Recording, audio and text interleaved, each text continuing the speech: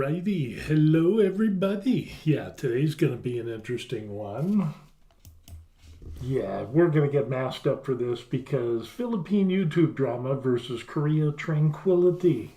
Yes, it is tranquil here in Korea. And what we're doing is we're talking about retired in Korea reveals or unveils surprising contrasts. I'm not even awake this morning, so we're just going to run with this as it is. Hello, everybody. Steve here from The Varied Life. I'm the retired hobby tech guy here in Korea. And for those of you who don't know, a little bit of background. The wife and I, we sold everything in the United States, lock, stock, and barrel, everything, including the kitchen junk drawer. And then we took a couple of suitcases, loaded it up, and boom, we ended up retiring early. And it has been quite the interesting journey. The good thing about retiring overseas has allowed us to retire early. So while I lose out on some money on the back end by not working longer, the cool thing is I retire early and I get to enjoy my golden years longer. So that's kind of a thing that people, are kind of wondering, well, why, you're losing a bunch of money in retirement. And it's like, I'm retired. I'm comfortable. We're saving money. This is totally good for me. And it's probably one of the better decisions that we made. So, if you want to work until you die, then that's absolutely cool. If you don't want to retire overseas, go for it. I totally support you. But yet, it's interesting when we look at other countries, and especially on YouTube.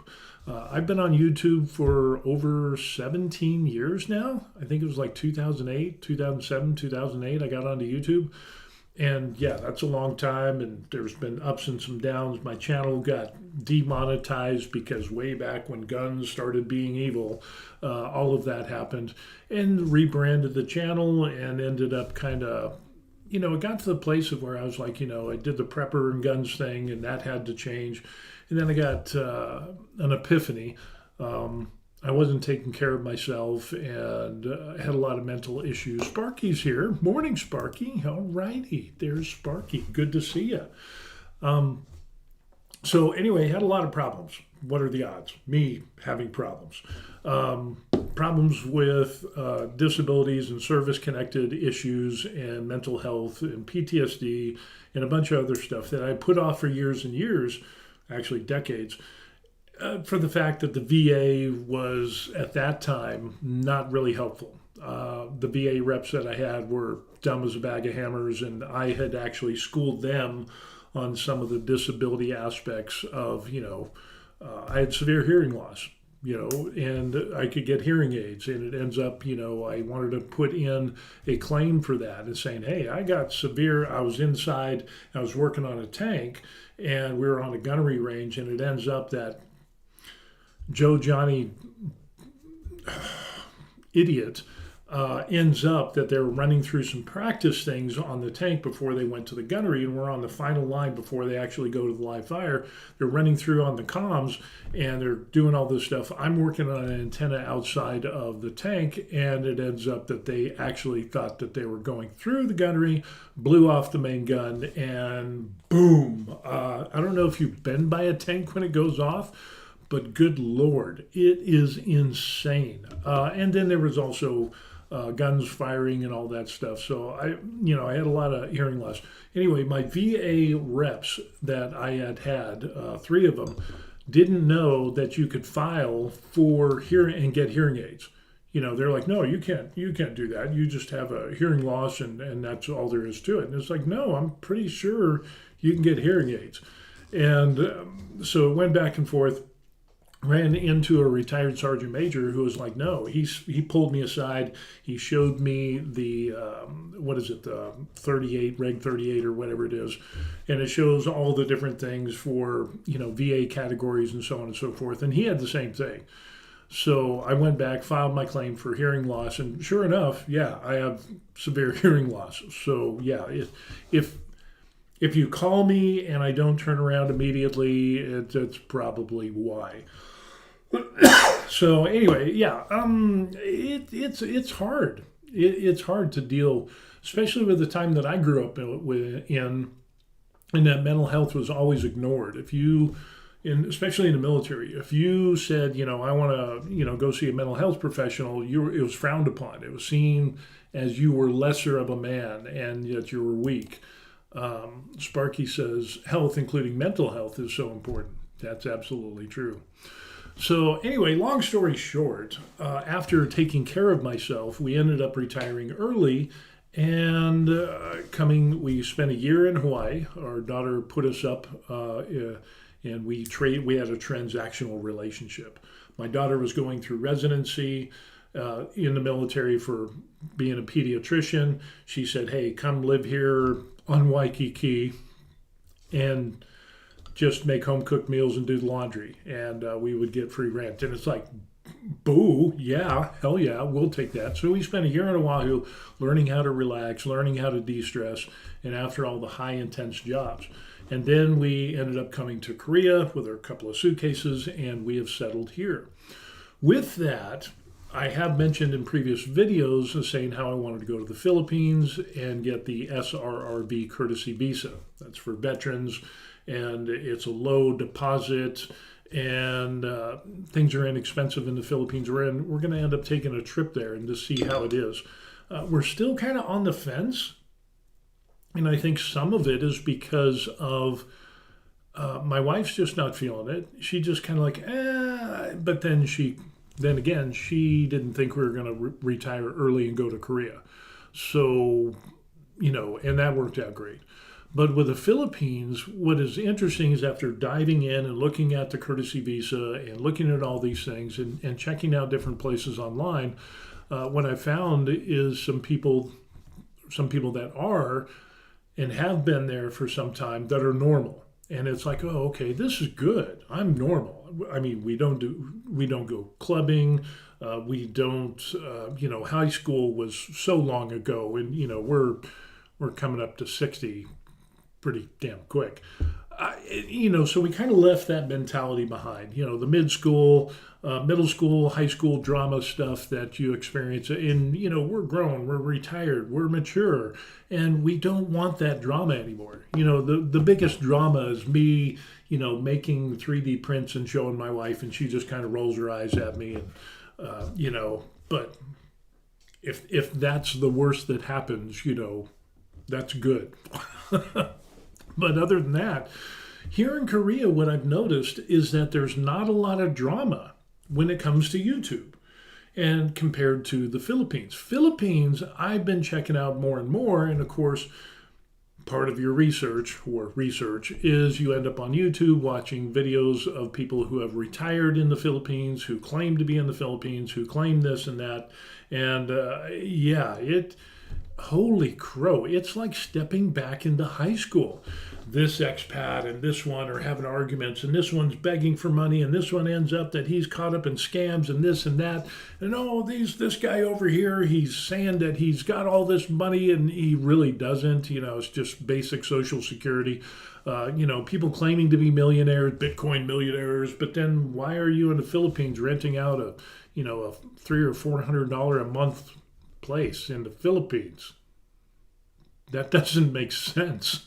I mean, if you've got millions of dollars in Bitcoin and you retired, because of the crypto that you did in the past and the investing and the stocks and all of this stuff, why are you living in a $300 or $400 a month apartment that looks a little rough, in my opinion? I just don't get it. And it's like, if you really had $1 million, and even if you invested it and just lived off the interest of 4 or 5%, you could afford way more than $300 or $400 a month. So just some differing stories. And the drama, oh my gosh, that's part of the problem of being retired, is that you have time on your hands. Now, while I do painting and 3D printing and I go to the gym, stay in shape, we go on trips. We just got back from Vietnam. It still gives you a lot of time to, peruse the interwebs and checking everything out. And I swear, the amount of YouTubers that have drama dwarf. I mean, it is so massive. You look at Korea and it's like, I can't find drama.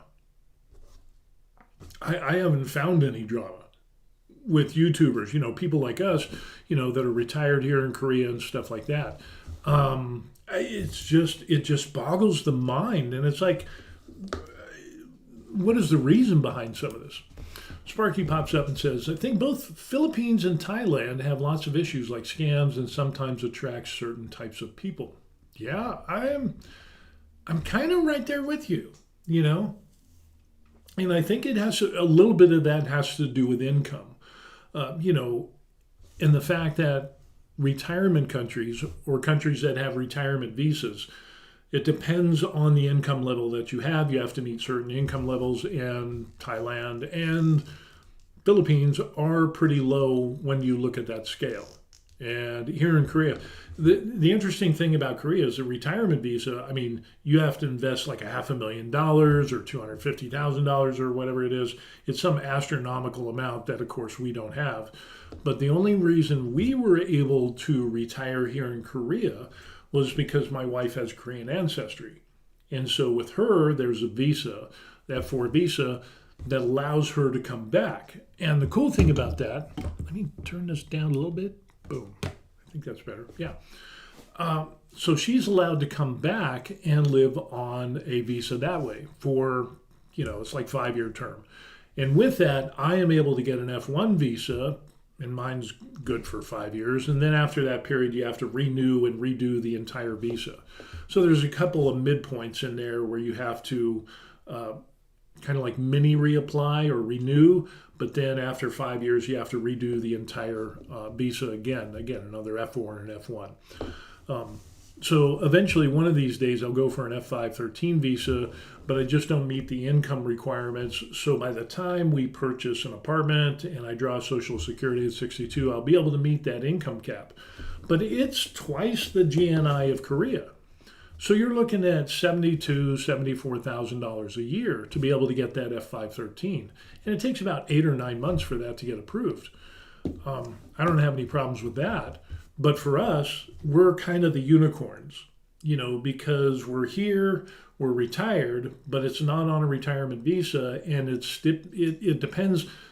It's dependent upon my wife or spouse being of Korean ancestry and being able to prove it to get the visa. Whereas you look at, like what Sparky was saying, you look at Thailand and you look at the Philippines, and it's like, you got to be 50 years old or older or whatever it is. I think some of the requirements have changed because now you can be younger and be in the Philippines. Thailand had some pretty non-expensive or inexpensive income requirements. And so now you have people that have lower income that are moving to the Philippines or moving to Thailand. And I think part of this, don't hate me for this. I think it has to do with if you have a low income, you get more drama. I'm just going to throw that out there as a possibility. I'm just going to ask you what you think about that. And here's why I say this. This is the reason why I say this. I liken this to rental real estate. Now, I did investment real estate for a while. We were doing really good. My family got involved in it when they saw how well we were doing, my wife and I. And then we had the business that crashed. My family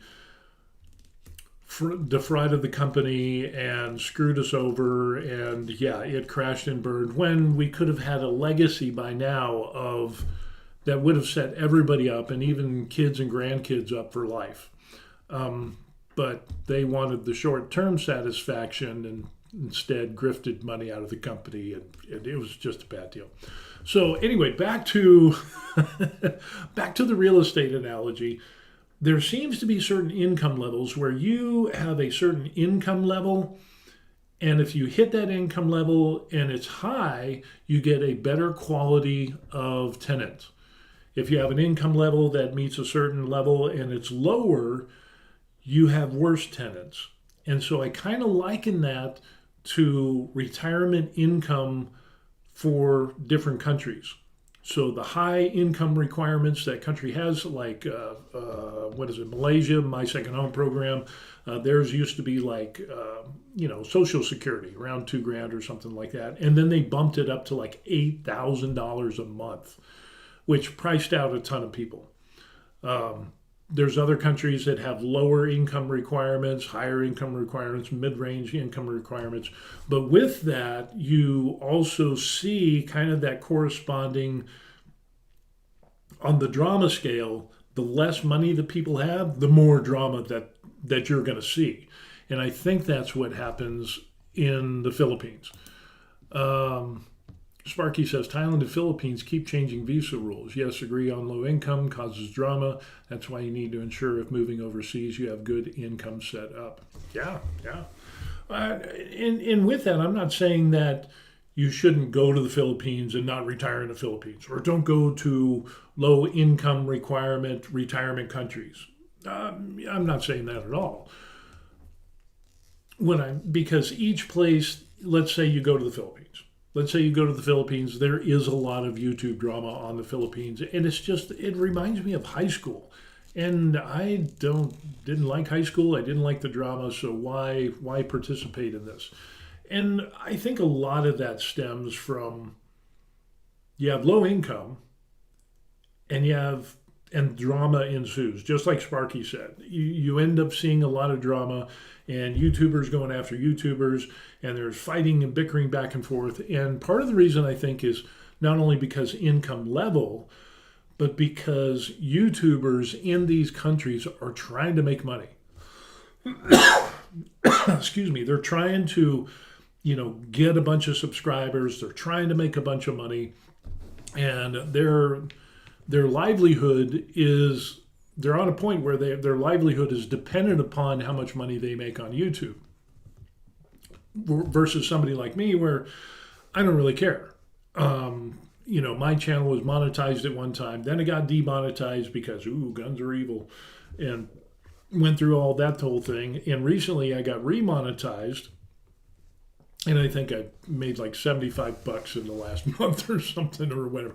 It's not, I don't need it to survive. We are entirely comfortable with what we make, and we're able to save money and invest and do all kinds of good things. So yeah, I think Sparky's right. You need to have some income set up, and you need to be able to save money. You need to be able to enjoy life. You need to be comfortable. And again, comfort is a subjective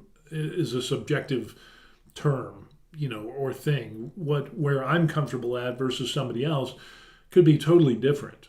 So when you see videos that say, "Oh, you can live in the Philippines for $500 a month or $600 a month or whatever," it's like, ooh, yeah, but are you really comfortable? And is that lifestyle going to be in the manner of which you've been accustomed to in the United States, or are you going to have to drop your standards? And it's like, I saw one guy, it was like $400 a month. He lives out in the provinces. The place where he lives, it looks like, the house and, his family looks great. I mean, he's married, he's got a couple of kids, the whole 9 yards. I can't remember his name, but I mean, and he's younger. But with that, it's got dirt floors. And it's got corrugated tin roof, and I think they got like a solar panel and a car battery for light, and it's rough. No AC, so and again, if you want to do that, that's absolutely fine. But the thing is that you need to look at your comfort level and what you want, and say, hey, I'm comfortable. Don't get caught up in the hype of, oh, you only need $500 or $800 or $1,000 to retire in whatever country. Okay, but again, it comes back to comfort. The other thing that comes up is, are you going to have the amenities? Are you going to be close to hospitals and so on and so forth? Or are you going to be so far out in the sticks that you're going to have to do a 2 or 3 hour excursion to get back to civilization just to get to a hospital clinic?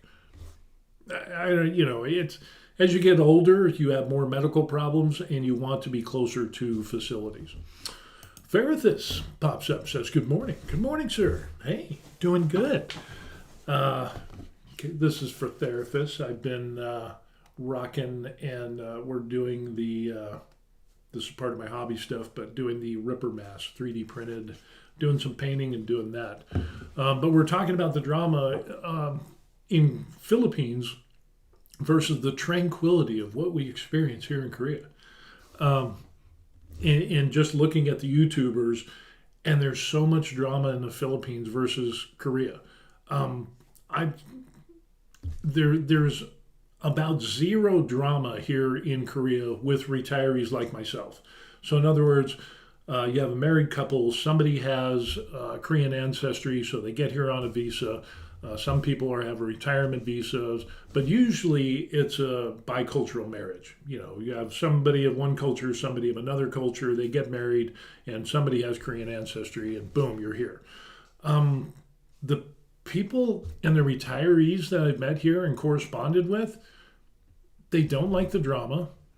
Their life is not dependent upon YouTube as an income source, as some, or I should actually say a lot of YouTubers in the Philippines. And so, you know, they're kind of jockeying for position. You know, it's kind of like, oh, I'm gonna tag along with this guy to grow my channel, of course, to make more money. And then, of course, the drama ensues because then you have YouTubers that are like begging for money for this charity. And then you find out that, yeah, there really wasn't a charity thing. And it's like, you know, some of the YouTubers in the Philippines are like always asking for money for this, for that. And, oh, we're going to help out this lady here. And it's like, you know, or I'm helping the children and all this stuff. And then you're like, then it comes out that people who actually know that person find out that, yeah, they didn't really do what they said. And they're just grifting everyone. My advice, this is just me. But if anybody on YouTube says, hey, donate to this and that or whatever, and I'm doing this or I'm doing that, run away. Don't give your money. Because there's two sides to what you see. Okay? There's what you see on camera, which, you know, we got the pretty lights and everything, but then there's the part off camera. So the off camera ends up where we have the regular lights on. You know, everything's washed out. Everything's not pretty. You know, you're not going to see, you're going to see a different side of me than what I present onto the videos. And that's just a fact of life. That's just a fact of life. I have things that I deal with. I have issues and so on and so forth. But, you know, I don't want to drag that in and show the ugly side of my life, you know, when I'm dealing with anxiety or depression or PTSD and I just hate people, I hate my life. I don't like sharing that because I don't think that's productive. I don't think it's productive for me. I don't think it's productive for other people. I do let people know that I have, you know, issues or problems in hoping that other people who have the same issues or problems can go get help. There's that. But you know, there's two sides to every story. So anyway, let's go back to the cool lighting. Okay. But there's two sides to everything that you see on YouTube. There's what they want you to see, and then what happens behind the scenes. And unfortunately, in my experience of being on YouTube for 17 years, whether it's been in the United States or overseas, most of it has been in the United States, but I've been involved with people who have claimed to do charities and do this and do that. And I have given money to people that, you know, religious people, you know, ministries, charities that, oh, look at this that we're doing and blah, blah, blah. And then it ends up that they didn't really do it or they're grifting money off of that, you know, a lot of money off of that. And, you know, very little is actually going to the cause that they were doing. They inflate. There was one guy in the United States who ended up saying, hey, you know, donate money. I go down to South America to help build orphanages and so on and so forth. And the guy's not on YouTube. It was a long time ago. But it ends up that somebody contacted me and was like, hey, I know you like this guy. And I had actually donated money to him. And somebody had went down to visit the guy because he was so impressed with this guy who would go down to South America and help and do the orphans and the widows and the whole 9 yards. And he found out that the orphanage that he went to and was showing everybody on video, he wasn't donating. He was just like, he would go and he would donate. He'd give a few bucks, buy some toys and do that, and then and say, this is the orphanage that I started, when he didn't. It was totally somebody else. It was a total different organization. And so, yeah, there's two different sides to every story. So be very careful on who you give your money to. And with that, even though that was a long time ago, my advice to myself was, okay, that's it. I'm not going to give money to anybody unless it's a vetted organization, unless I can actually go see and, verify of, hey, this is the orphanage and this orphanage has been totally built and sponsored by this person over here. Yes, he has. Okay, well then, that makes me feel better. But there's so many people that will end up scamming. They'll end up, the ones that and you don't get this here in Korea.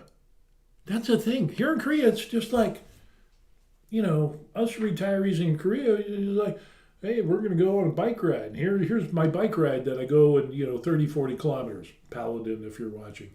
And it shows the countryside. There's a number of others. And they do their thing, but they don't jockey for position. They're not, saying, oh, donate to, help donate with me to this charity. You don't get any of that. You don't get any of the backbiting or the infighting. It's like, I've run into retirees that have come here because of my videos. I don't charge anything for advice. I just share everything freely. And I meet people and it's like, hey, cool, thanks, awesome. Everybody's a big boy and big girl. You make your own decisions and don't come to Korea or any other country because I say so. Do it because you guys want to. And you make up your own mind. But I bet all the retirees that have come over here, and there's a number of them, because of my videos, and I'm really kind of uncomfortable with that. Because it's, oh, thank you, so great that I found your videos that saved our lives and blah, blah, blah. And it's like, yeah, don't do that, okay? That just makes us feel really uncomfortable. Just say, hey, we just saw an opportunity that we could retire early overseas in Korea, and it's worked out for us, and just leave it at that. Not everybody's going to be able to come to a country and retire. Some people come and go and they have a good experience or whatever, but the majority that come here stay, and there's people here that were here before me, obviously, and there's no drama. I've run into people that have been in Korea for decades. And it's like, hey, I've been watching your videos and it's kind of fun. I like it. I enjoy it. I see, you're coming and get to talk with these people. And it's like, wow, to hear their stories. But there's no drama. There's no drama. It's not compared to the Philippines. Holy crow. This comes back to the income thing. Because like I said, if you have the F513 visa, which I know a number of people here do, you have to have twice the GNI of Korea, which comes out to about like $72,000 or $74,000 a year income. There's a lot of people in the Philippines that can't make that. And it seems that there is an income requirement. There is an income level of where the drama's here, and if your income level is down here, you're going to have a lot of drama. But if you have a higher income level, then the drama correspondingly goes down, and you enter the peace and tranquility zone, kind of like here in Korea. So, it's just very, very interesting, the contrast between the Philippines and Korea and the retirees. Ferrithus pops up and says, you typically get what you pay for. The lower the cost of living, the more basic it becomes. I'll probably choose one of the more developed nations that is on the cheaper side. Yeah. And it kind of, again, it goes back to the analogy of renting to people. When you hit a certain income level or a certain My light just kind of like went down. Holy crow. That's what I get for getting cheap lights. The light was like, okay, I'm done. But yeah, the income levels have something to do with it. And like when rents were, like when we did rental real estate and our investment, rental real estate investing that we did, we rehabbed houses, we rented out, all of that. It seems that at that time, that $500, $600, I'd probably say about, no, I would say about $700 a month was the level, and that was kind of the line. So if you had a place for rent that was $700 a month or more, you had less problems with your tenants. When you had, especially when you got to places that were $600 and $500 a month, holy crow. You know, you're talking about Section 8, which there's nothing wrong with Section 8, but we had way more problems when people had those low rent limits. And the drama that ensued was just, it was so contrasting. It was just like, and that kind of shaped how we got and acquired other properties. Was kind of like, okay, well, we can rehab the property. I can do this. We'll do the rental analysis, do the vacancy rate for this neighborhood and all this stuff. We do all the math and all that. And we would try to get, you know, after we had a number of lower income housing, because we thought, oh, low income housing is great because we can qualify, you know, the people can qualify for Section 8. It's subsidized by the government or the state, and we'll, you know, it's a done deal. Yeah, but you have to deal with the problems that come along with that, which are so much worse than those higher income rent properties. And it's just part of the game. And I think that's part of the game that comes with retiring in an overseas country. And when you look at Thailand's got so many problems as it is, and there's a lot of drama in Thailand. I wanted to throw that into the title as well, but there's a limit on what I can do with this, you know, so we just put Philippines and Korea. But I guess a bonus is Thailand. Thailand has got so much drama going on with YouTubers. And again, the worst of it centers around people trying to get money, trying to establish them and their channel to make money. And again, it's all centered around money. Imagine that. And people portraying themselves to be more than what they are. And it ends up that, there's a couple of YouTubers that were like, oh, we're big and we're world travelers and, we can show you how to retire in Thailand. And it ends up they weren't. Their pictures and some of their videos and stuff was like, oh, look at the house that I'm in. And it was just a house they rented on Airbnb. They made their videos, and when they were actually living in like a $200 a month place. So again, you got to be careful of who you listen to.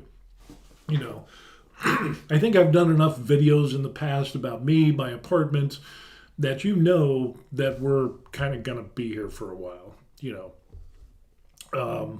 It kind of, there's no, I wonder if he's just, putting a scam on everybody and he lives in a real crappy little place, in Korea. No, it probably not. I've got 2.5 years, almost 3 years here in Korea. You can see the videos, the process of us buying and the whole 9 yards.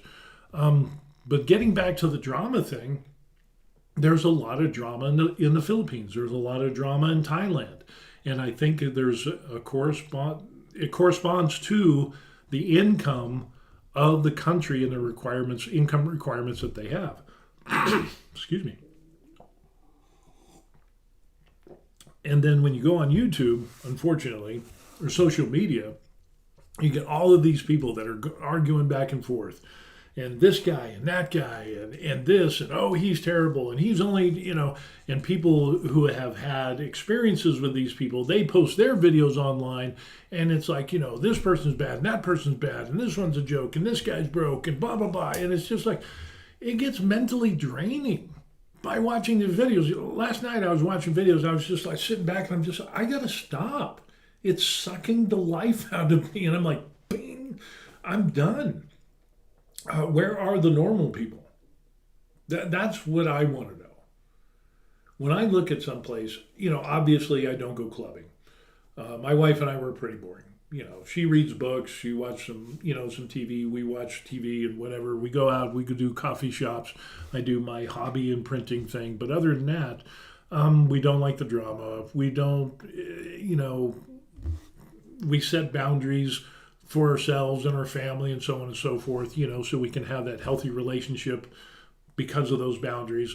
And the people that we've met, all the retirees that we've met, I said, except minus one, and that's kind of saying something. Those people don't like drama either, And I'm wondering if it has something to do with the type of people that retire.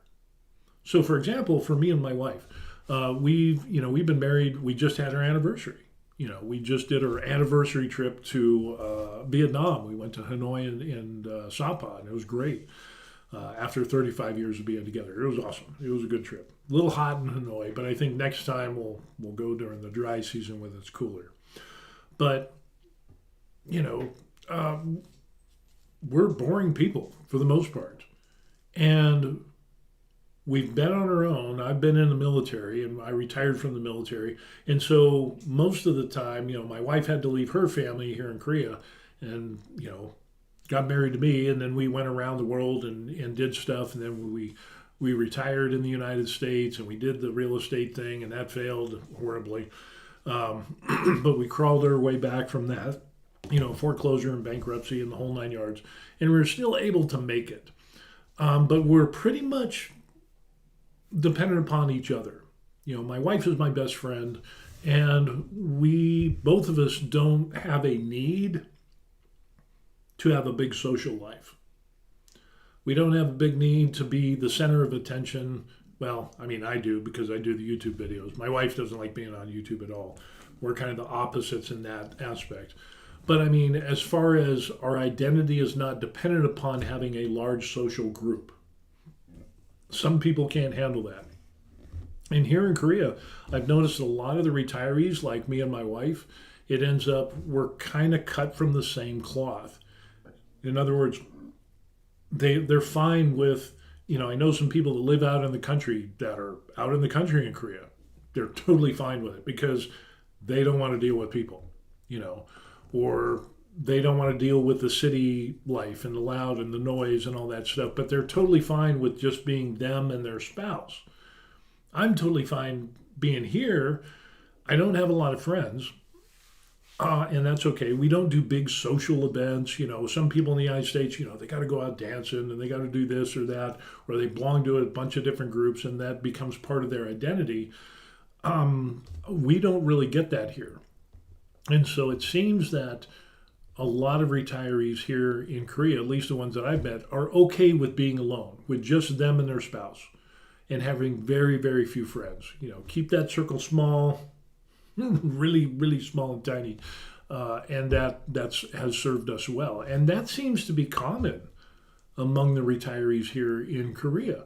So that's kind of interesting that it's the people that have come over and the people that have been here before we got here in talking with them, it's kind of the same blueprint.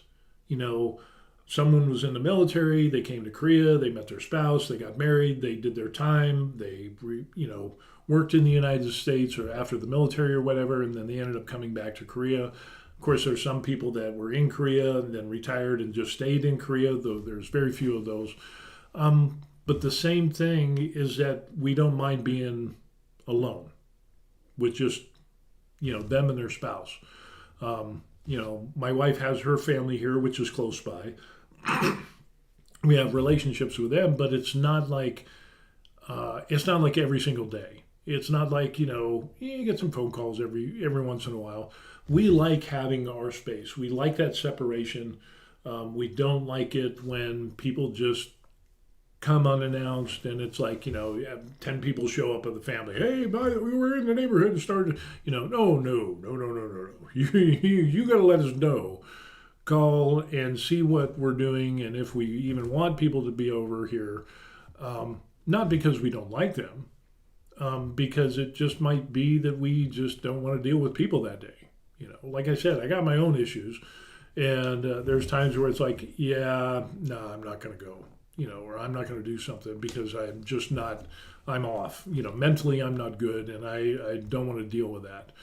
I don't want to deal with crowds. I don't want to do, because there's an anxiety that builds up, different issues. And sometimes you just don't want to deal with people. And you might not even have issues, and that's fine too. Versus the Philippines, where family drops over every single day, and it's like there's drama with that, because if you have drama with family drama, and the family comes over every single day, yeah, you're gonna have some issues. So you need to have some space. But it's very, very interesting to see the differences between retirees in the Philippines versus retirees here in Korea. And all of the ones that I've seen here in Korea, except for the one, and I don't hang around him. It's just, say hi and that's it. There's no like, ongoing drama or whatever. I just personally just don't like the guy. But everybody else, but I can still be civil. I still see him on the street. Hey, how you doing? Oh, hey, good, and it's totally fine. Kind of what mature civil adults do. It is what it is, but everybody else is totally fine. And they don't like drama either. So it's kind of nice to be around and have that tranquility of being here in Korea. Everton says, greetings, Steve. Happy anniversary. It is a pleasure to see you again. Welcome back, Republic of Korea. As a retiree with a Korean wife and over 20 years of experience, life is great here. And yeah, he's one of those that's been here for a minute. And yeah, it is good. And it's nice because it's quiet. There's no drama. There's, I can do my little things, but then again, I can go to a coffee shop, we can go get dinner, lunch, or whatever. The house is nice and quiet. There's no drama. There's no, we don't have the issues that a lot of people in the Philippines have. And I would even go so far as to say, all of the retirees that we have met here in Korea, again, aside from one person that I just personally don't like, and it's just, there's always that one person. And there's people that don't like me for whatever reason. They just don't like me, and that's fine. I totally get it.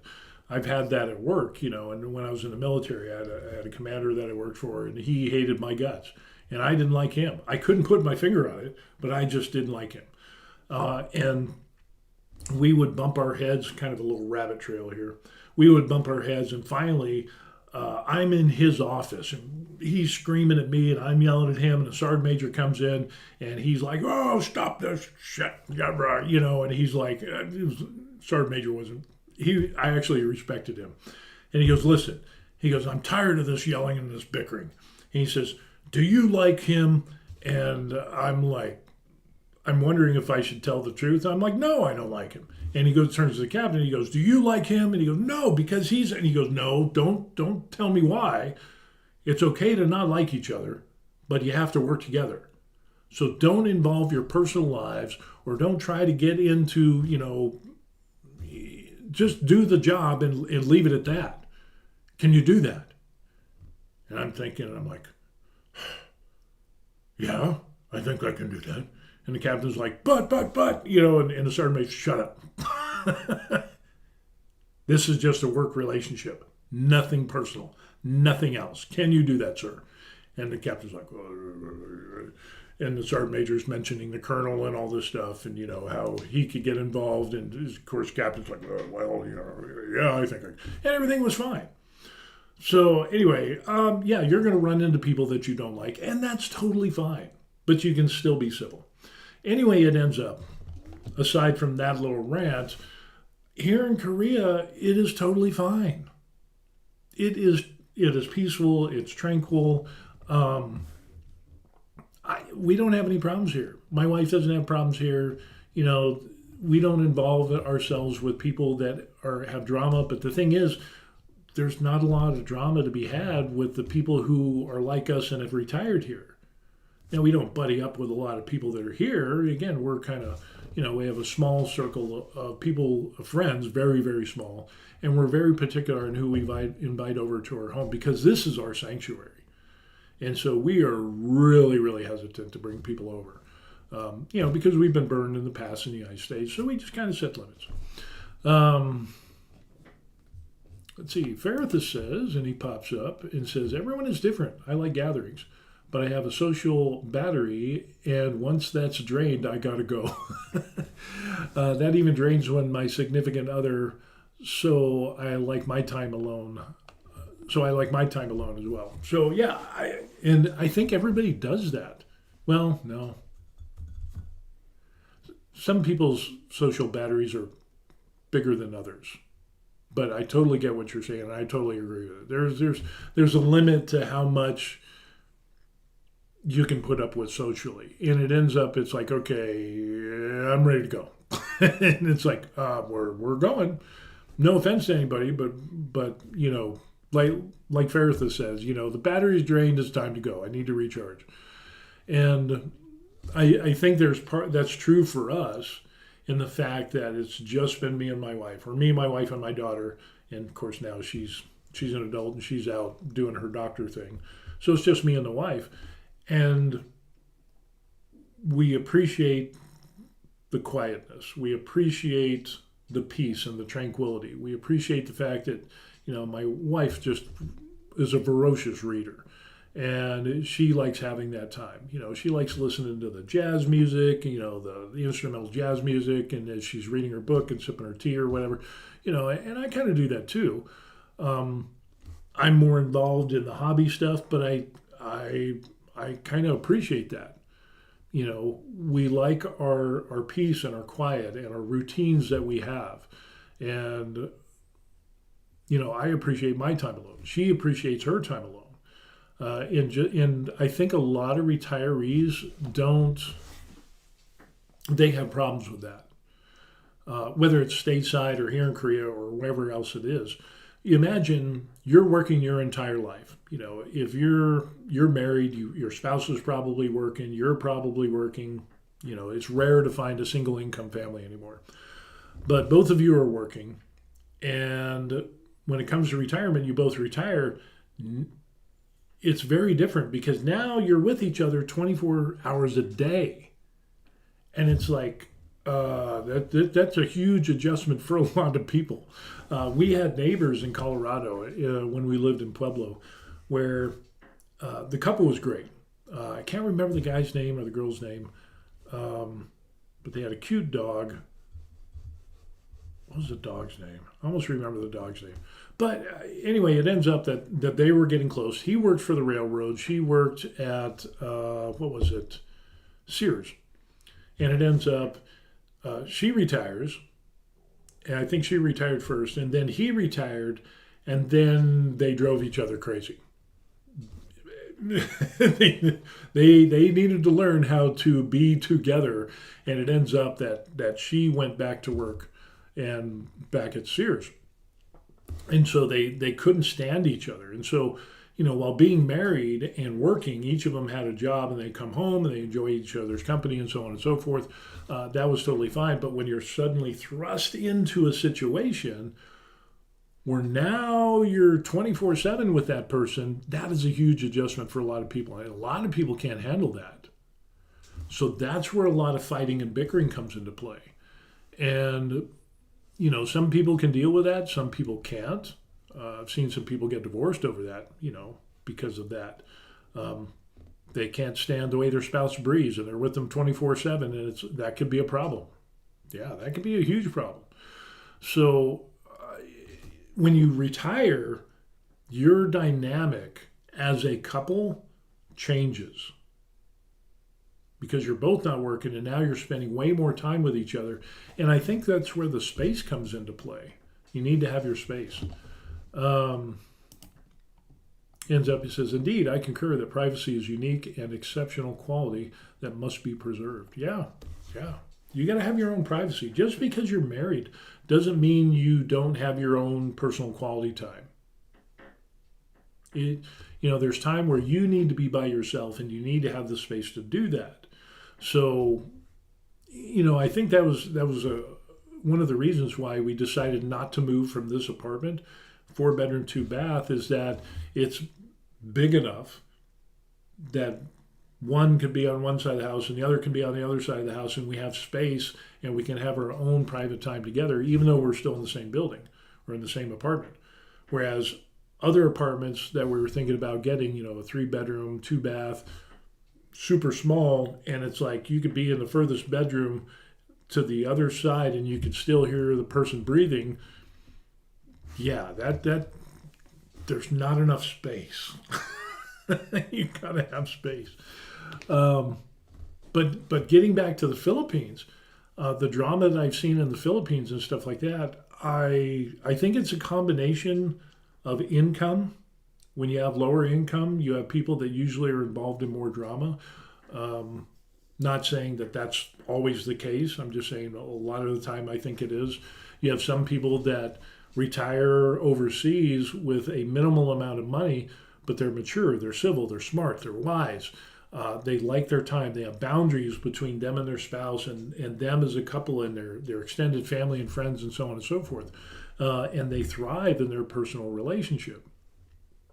But that's kind of rare, And just by looking at the YouTube videos of YouTubers in the Philippines and YouTubers in Thailand, there's a lot more drama. And I think part of that is because of the income.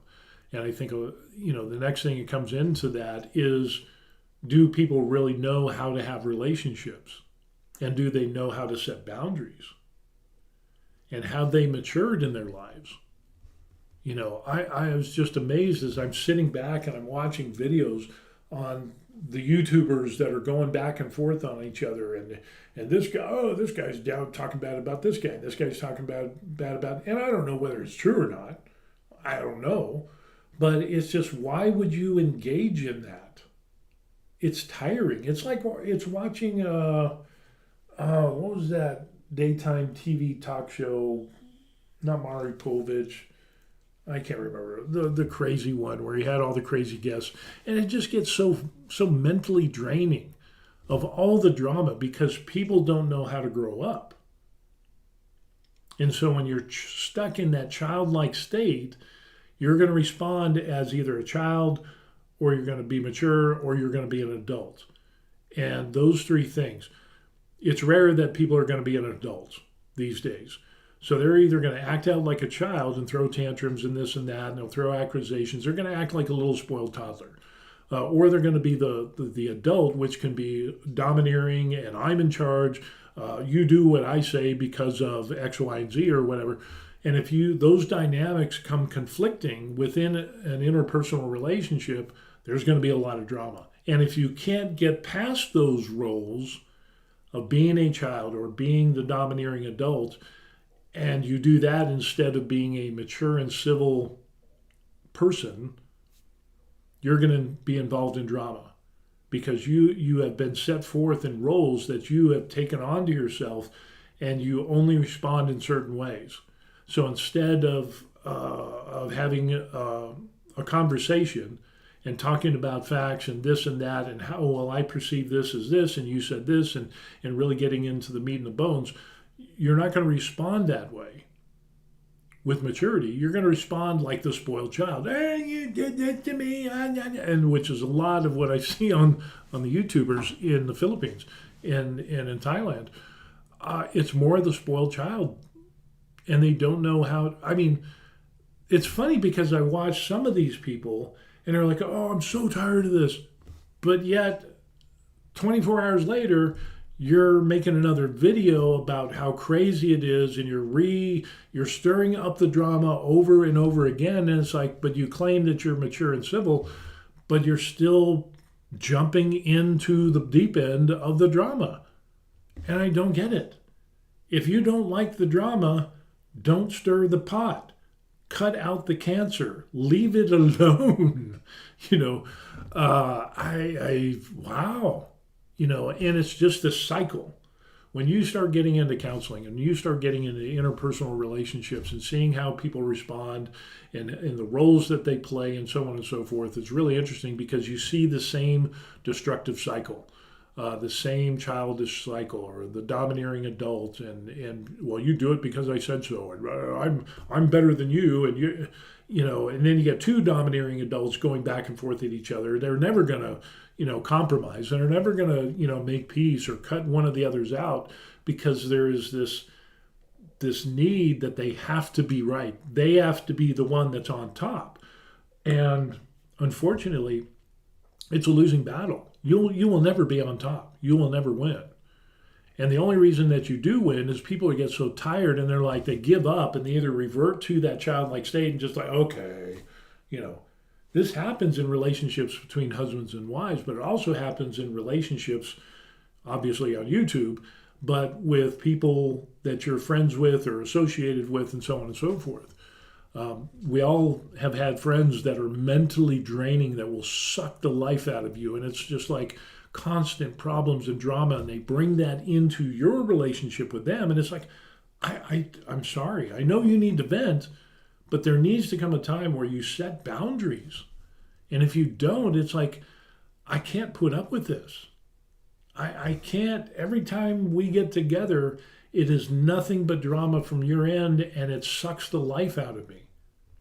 And you're losing your identity as a person because you don't know how to set boundaries. I don't know. It's the Ferdum says, indeed, having sufficient income is highly desired quality when residing abroad. I'm grateful that my father imparted financial literacy to me during my childhood. Yeah, that's a lost art right there. The lost art of financial literacy, how to budget your money, how to save it, how to invest it, that is rare. That is super rare these days. And then I think the other thing alongside that is how to have a productive relationship and how to set boundaries. Those things are very, very rare these days. And I think that's evident by our society, is that everybody gets offended, and all of a sudden it's like, the world is the sky is falling and woe is me. And it's like, just ignore it, cut it out. If it bothers you so much, stop engaging in it. Bing! Too easy. But some things are easier said than done. Faritha says, I found that everyone fights, but the key is that if something is upsetting or hurtful to you, it's important that you don't try to hurt the other person back. Couples that don't realize that split. Those are some wise words there. Yeah. And it takes practice to be a mature and civil adult, to go through that process. Is that, yeah, it's absolutely true. Everybody fights. We fight. We have disagreements and so on and so forth. But our disagreements are vastly different from when we first get married to 35 years later. It has progressed and gotten better and better over time. So now, and exactly what Farithus was saying, you will say things in the heat of battle, of going back and forth, and you say something that will hurt that other person. Don't do that. But rather frame the conversation to the point of where it says, if there's a fight and if there's a disagreement, it's like, okay, well, you said this, and this is how I perceived it. And so that hurt me. So you're getting some validation. And so it's kind of like turning things around to see, well, if this in the same boat, how would you feel? This is how I perceived it. Maybe I perceived it wrong, but that's how I perceived it, and that's how I reacted, and so on and so forth. So again, it's kind of going back and learning how to communicate and bringing down the emotional tone of the discussion, and really get to a point of saying, you need to validate the other person because they're important. And whether they screw up or not, you still need to validate them. And I think a lot of that is lost when you don't. When you respond out of anger or out of emotion or unchecked zeal, if you will, and that can really hurt the other person. Of course, you touch a hot stove, you're gonna damn, that's hot, and then, ow, crap, stop, dude, stop touching me, that hurts. You're going to distance that relationship between both of you.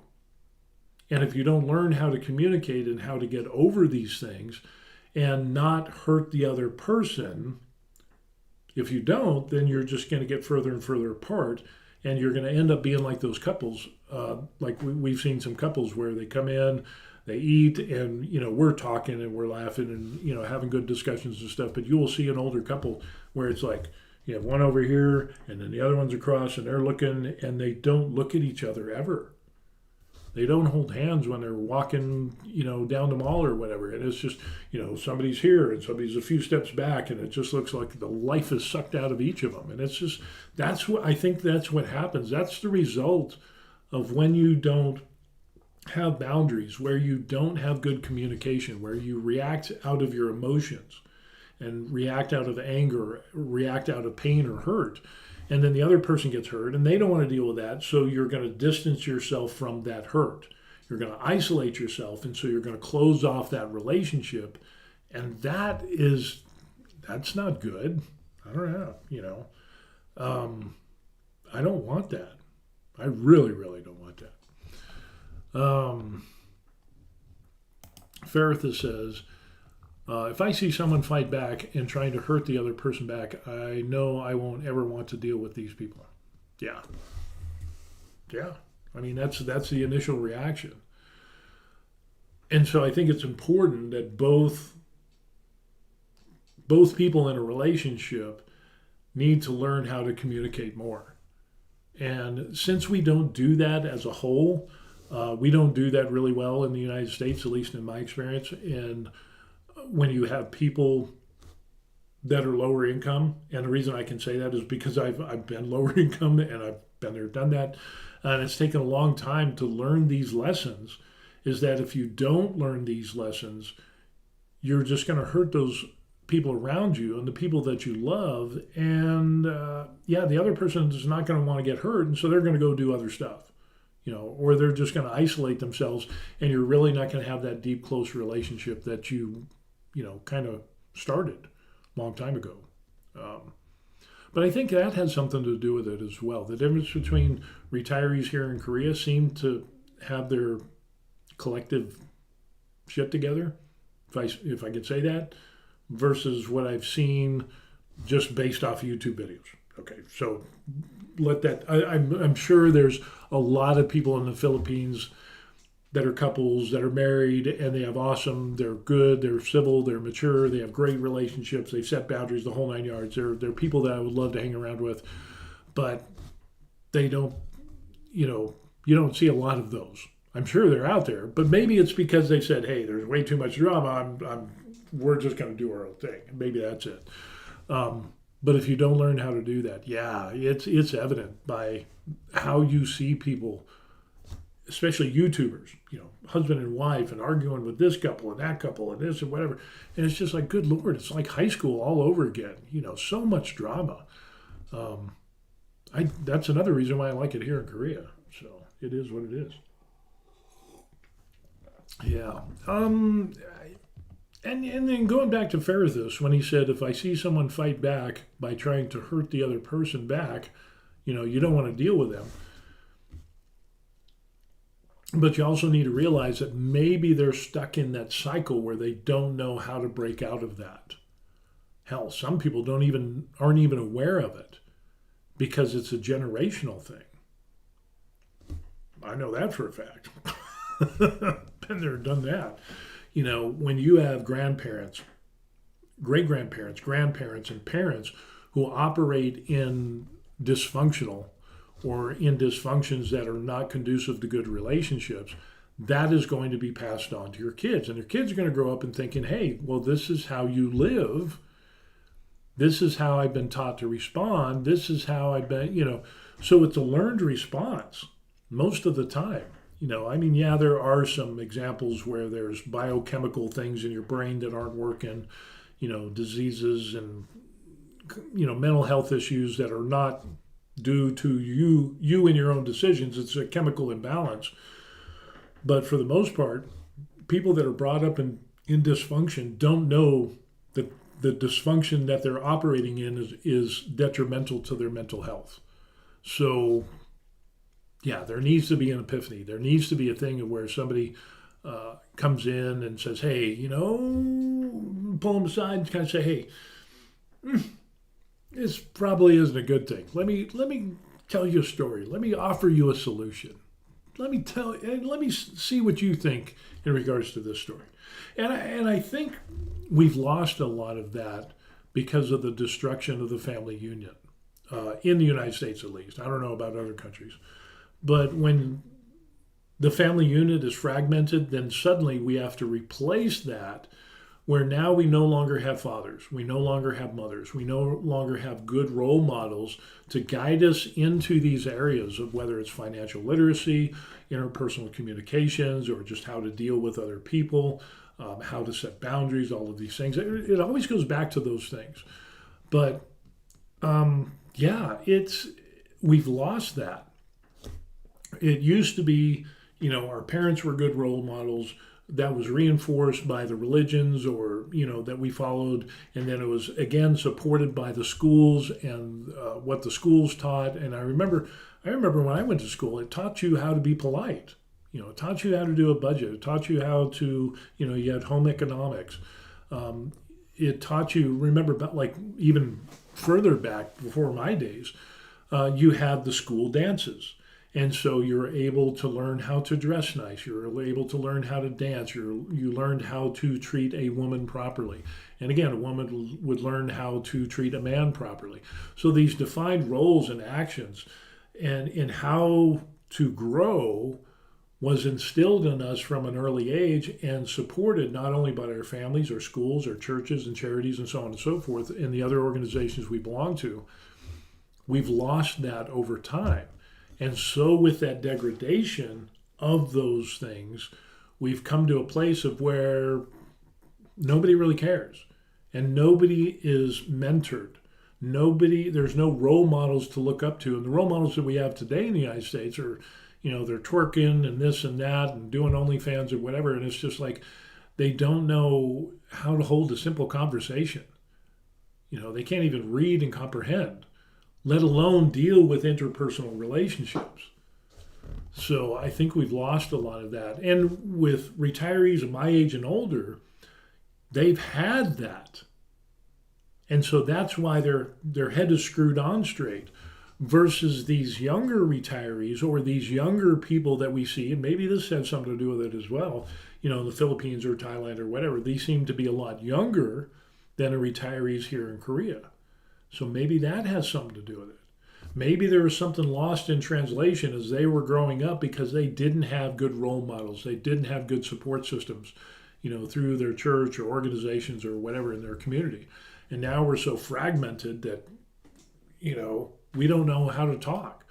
And with the advent of social media and texting, we're doing this all the time, that now we have kids that can't even look other people in the eye because they're so uncomfortable. And then it's like, oh, I've got a social disorder. And it's like, oh, I'm sick. And it's not that you have a disease. It's just that you never experienced or had role models or examples to follow or to look up to, like, your mom and dad that had a good relationship. And so you don't have that. And so now you think that you've got this mental problem. Oh, I have social anxiety. No, I think it comes down to is that you just kind of latched on to something, and the void of not having a good role model kind of led you to do the things that you do. So yeah, it's a very complex issue. In light of your feedback and that of others, I have decided to remove Philippines from my list as a potential travel or Plan B destination. I'm still open to it. We're going to go take a trip to the Philippines. I think we'll do a vacation there and put our boots on the ground. We'll see how it is first, because I know that there are people in the Philippines that are squared away. There's some military people that I know that I respect, higher ranking, some pretty heavy movers and shakers back in the day in the military that they've retired there and there's no drama to be had, and they've recommended some places and so on and so forth. So yeah, it'll be good to. I know it's there, but I also know that income. That income level and drama is corresponding. So just need to find out where that is. How much that is, where that is, and so on and so forth. But yeah, it's still a destination. But I think we need to do boots on the ground to find out what's going on. So, and he also says, I've also taken Thailand off my list of possible places as a plan B, and I'm now looking at Malaysia as a plan B. It depends on where you go in Malaysia. Malaysia is pretty nice. We've had family members go and visit there, and they were really impressed with it, the cleanliness and so on and so forth. The My Malaysia Second Home program has a very high income, except for that one place. So the federal My Malaysia Second Home program has that super high income level of like $8,000 or $9,000 a month. There's another one where it's more like $2,000 or $2,300, $2,200. I can't remember the name of it. But that is totally doable. Malaysia, I'm kind of on the fence because I don't know. I could go into it, but Malaysia, I don't know. I would have to put boots on the ground, and again, it's one of those places where it's kind of like, I think Philippines is more doable than Malaysia, just for us. But I don't know. It could be that I could be totally wrong, like I've been wrong before numerous times. Just ask my wife. But I've also been right numerous times. So, I guess we'd have to take a trip there and see what it's like, and then, really do kind of a detailed search into Malaysia and see what that's like. But again, all things are subject to change. I know Thailand is definitely off the list for me and my wife because of the numerous problems that are in Thailand. The political instability of the government is insane. And with that instability comes instability with their immigration policies. So you have people that are there on visas that are, their accounts are being frozen. And if your bank account's frozen and you can't pay your bills, I don't know. Is that conducive to a tranquil and retirement? Probably not, So the government gives you a visa to stay in Thailand because obviously you have to prove that you have enough money to support yourself and your spouse or whatever. But then the Thailand banks are saying, well, we don't accept that as a authorized work. And so we're going to freeze your bank account. Or you can't even open a bank account. And then there's this whole thing about social ranking, and then there's stuff about renewals, and then there's just so much upheaval in Thailand that it's like, holy crow. And we're not even talking about the problems that they have with crime or the problems that they have with refugees and a bunch of other ethnic groups that have come into Thailand and basically taken it over and increased the crime rates. I mean, we're not even talking that. We're just talking about just being able to live and enjoy and have a peaceful, tranquil life. The government's not doing that right now. And so Thailand is definitely off my list. But we really wanted to go to Thailand. I mean, we'll still vacation there. We definitely want to go to Chiang Mai and check that out. We've been to Phuket, we've been to Bangkok, and a couple other places, but we want to go to Chiang Mai and check that out. I think that would be a good vacation.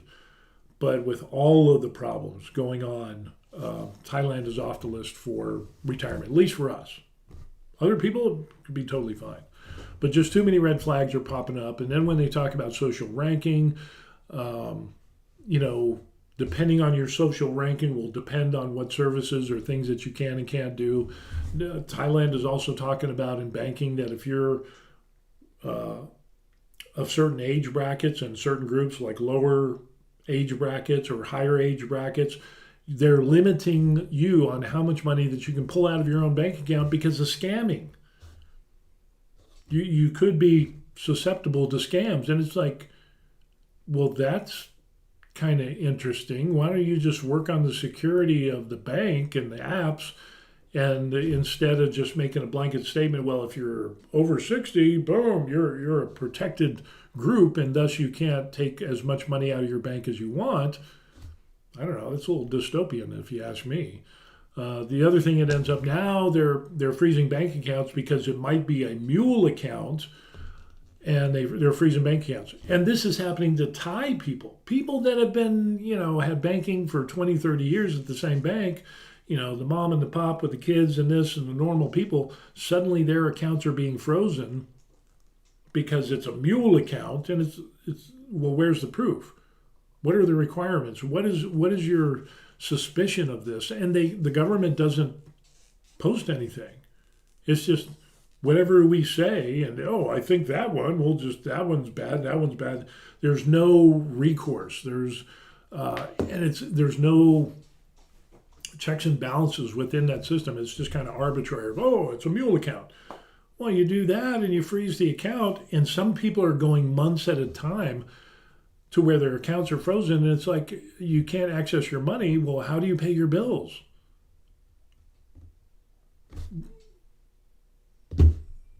It's 2025. Most people keep their money in the bank. Most people have money going to a Thailand bank, and they're retired. But now the bank won't accept their income, their deposits from foreign banks because your account is frozen because you're suspected of being a mule or a scam artist or whatever it is.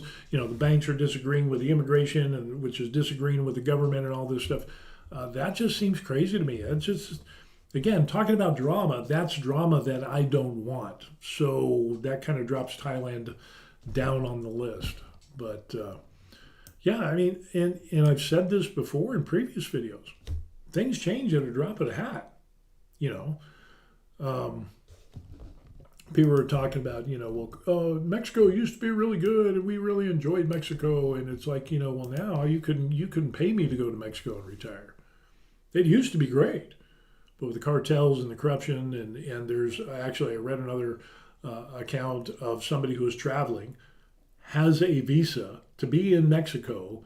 They were stopped on a road by immigration, a checkpoint, and they just detained these people, even though he has a valid visa. And it's like, you can pay money and bribe the guards and you can get out. But other than that, you have people sitting in Mexican jails because of immigration, even though they have valid visas, either retirement visas or tourist visas. And it's just arbitrary. It's like, holy crow. And that brings into question, what is the condition of the country that you're retiring in? If you have a ton of poor people and you have a small amount of elites, corruption can abound. And that can cause problem and cause drama as well. So, yeah, there's so much to consider. And then the political stability, as we said, like of Thailand, of the country that you're going to. Sometimes even that can change at a drop of a hat. It could be from, a military coup to, it could even be just a change in the leader who has different religious beliefs, could change how retirees are like, oh, yeah, I need to get out of here. I mean, that's happened as well. So, yeah. Van Nomadic, pop in. Hello. Oh, and we also have Zombie Hunter popped in. Hey, guys. Hey. We got everybody here today. So, but I think what it comes down to is that you have a lot of people that were retirement used to be able to work, retire, and you would stay in that place for the duration of your retirement until you shed your mortal coil and your inheritance went to your kids or whatever. We don't have that anymore. I think we're getting to a place of where, you're going to retire, but it's going, you could retire in the United States, but you might have to move because even within the United States, political atmosphere changes, things that you might not agree with, and it's totally okay to not agree with everybody. You don't have to agree with everybody, but you do have to allow people to believe what they want to believe, as long as it doesn't infringe upon the rights of other people. But I mean, California used to be a great country or state. I used to live in California. I remember when Reagan was there in California. Yeah, I'm kind of old. But California used to be great. And then over time, it changed. And now it's just a cesspool. The place where, my grandparents lived there.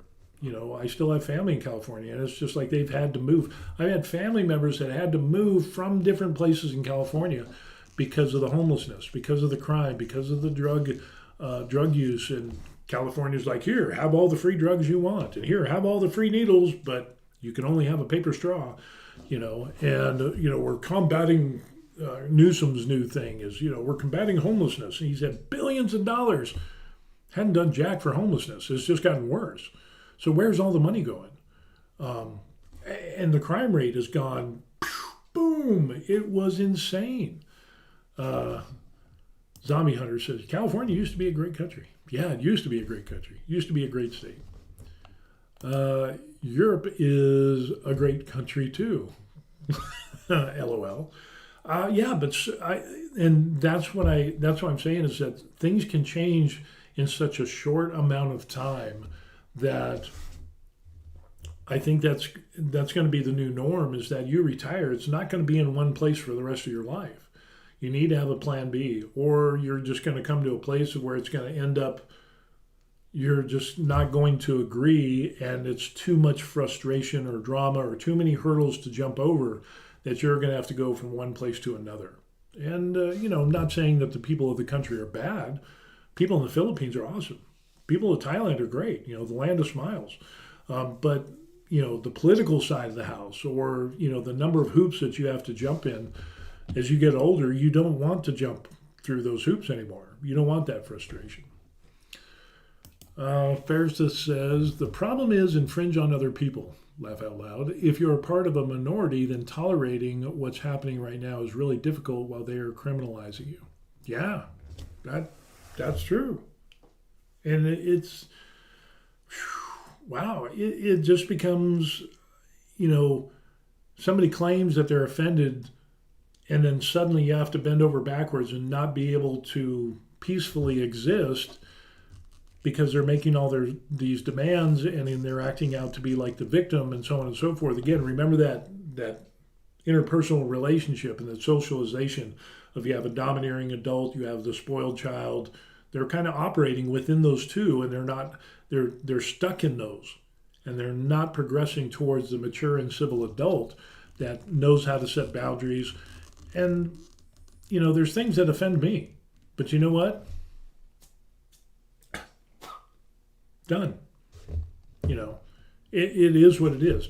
But when you take such offense that you think it's okay to commit violence against other people because of that, or because they don't believe in the way that you do, and you infringe upon their life, liberty, and pursuit of happiness, yeah, I think that's where the line needs to be drawn. And that's why more and more people are leaving places like California, New York, and some of these other places, and going to states where, yeah, people aren't offended as much. And that's problematic, because then that whole, the playing field changes as well. So I wish they would finally figure out their shit out and become the United States of Europe. The populations are already so interconnected. Yeah.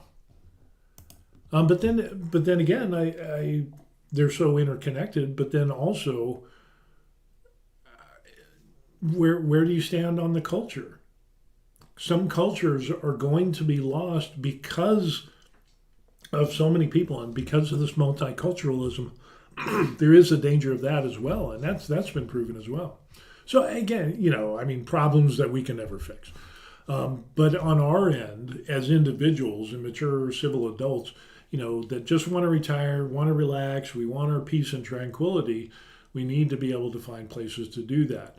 And whereas decades ago, you used to be able to retire and, live, work, and die in the same place, it's vastly different now, and where you're going to move every 2 or 3 years. Now you're going to move to different states, or you might even move to different countries. And, there used to be a time, you retire overseas and you stay in that place until you died. Well, now that's not even a thing. So again, all of the stuff that goes on, whatever it's from, somebody is going to make a decision that, yeah, I can't stay here for the rest of my life. I have to go somewhere else and find a plan B. I think we're going to see more of that in the future. Zombie Hunter says, how arrogant can someone be to think they can go through their whole life and not be offended by something? Yeah.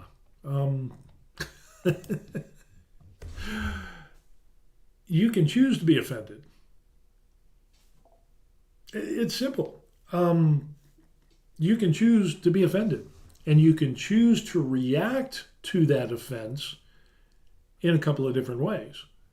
But again, going back to that spoiled child, domineering adult, and that mature civil person that we should all strive to be, usually on those two extremes, you get offended, you're going to throw a tantrum.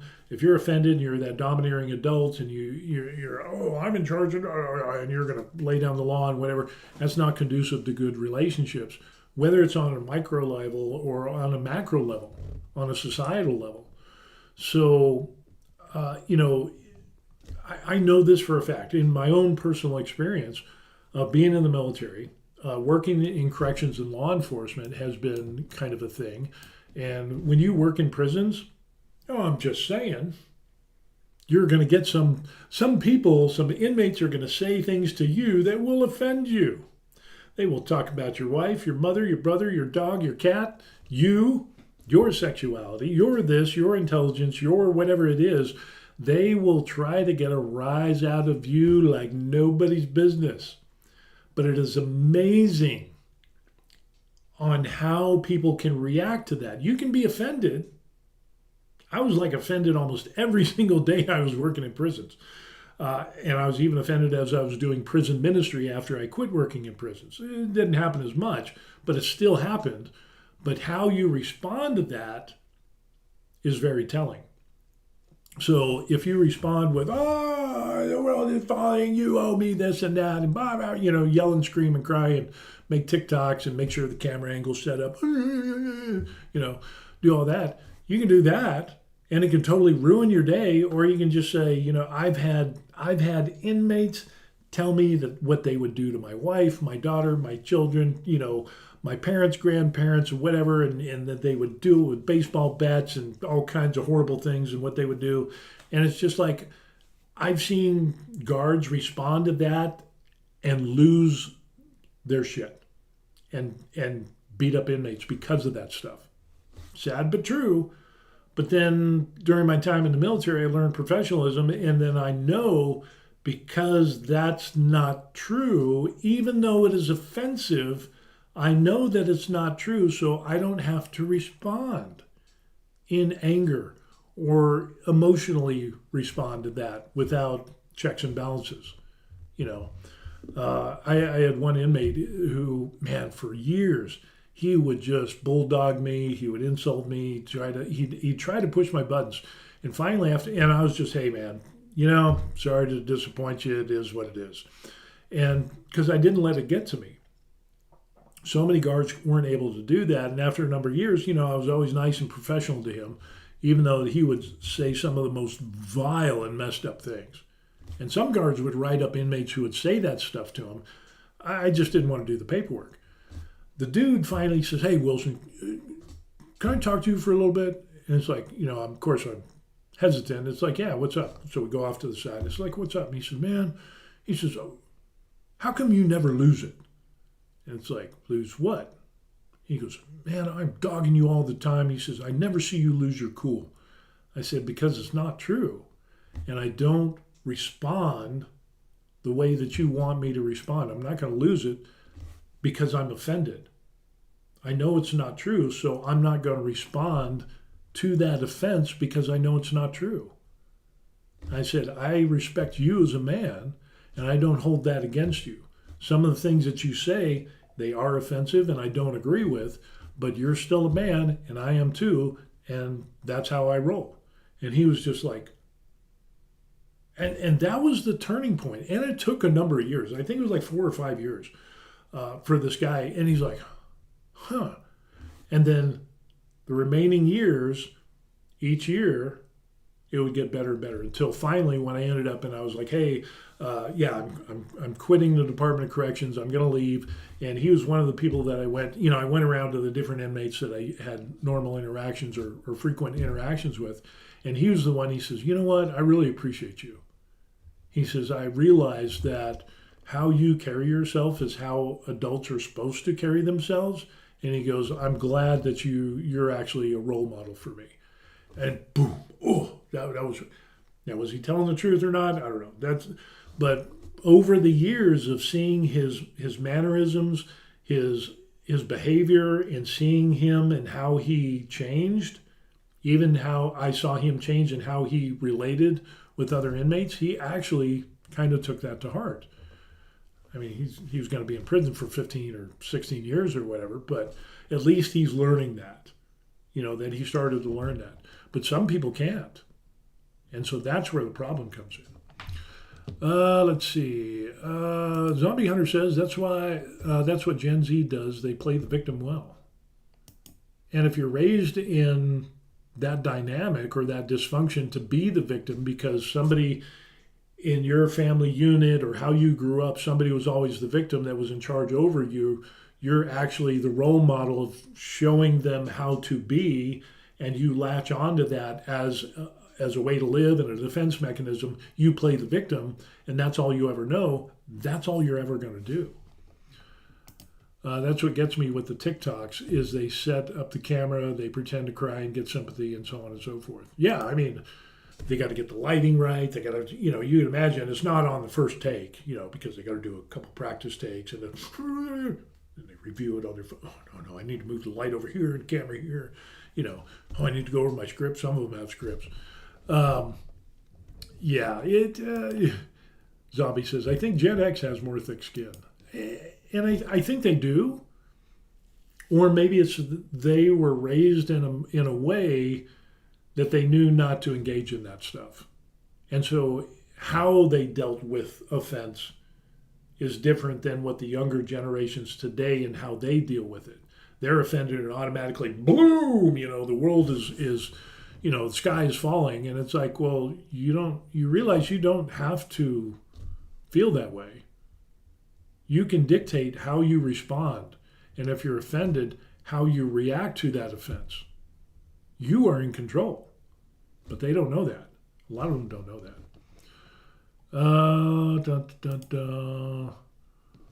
Or we're too old, so we just don't care. That could be it too. Finally there's whatever.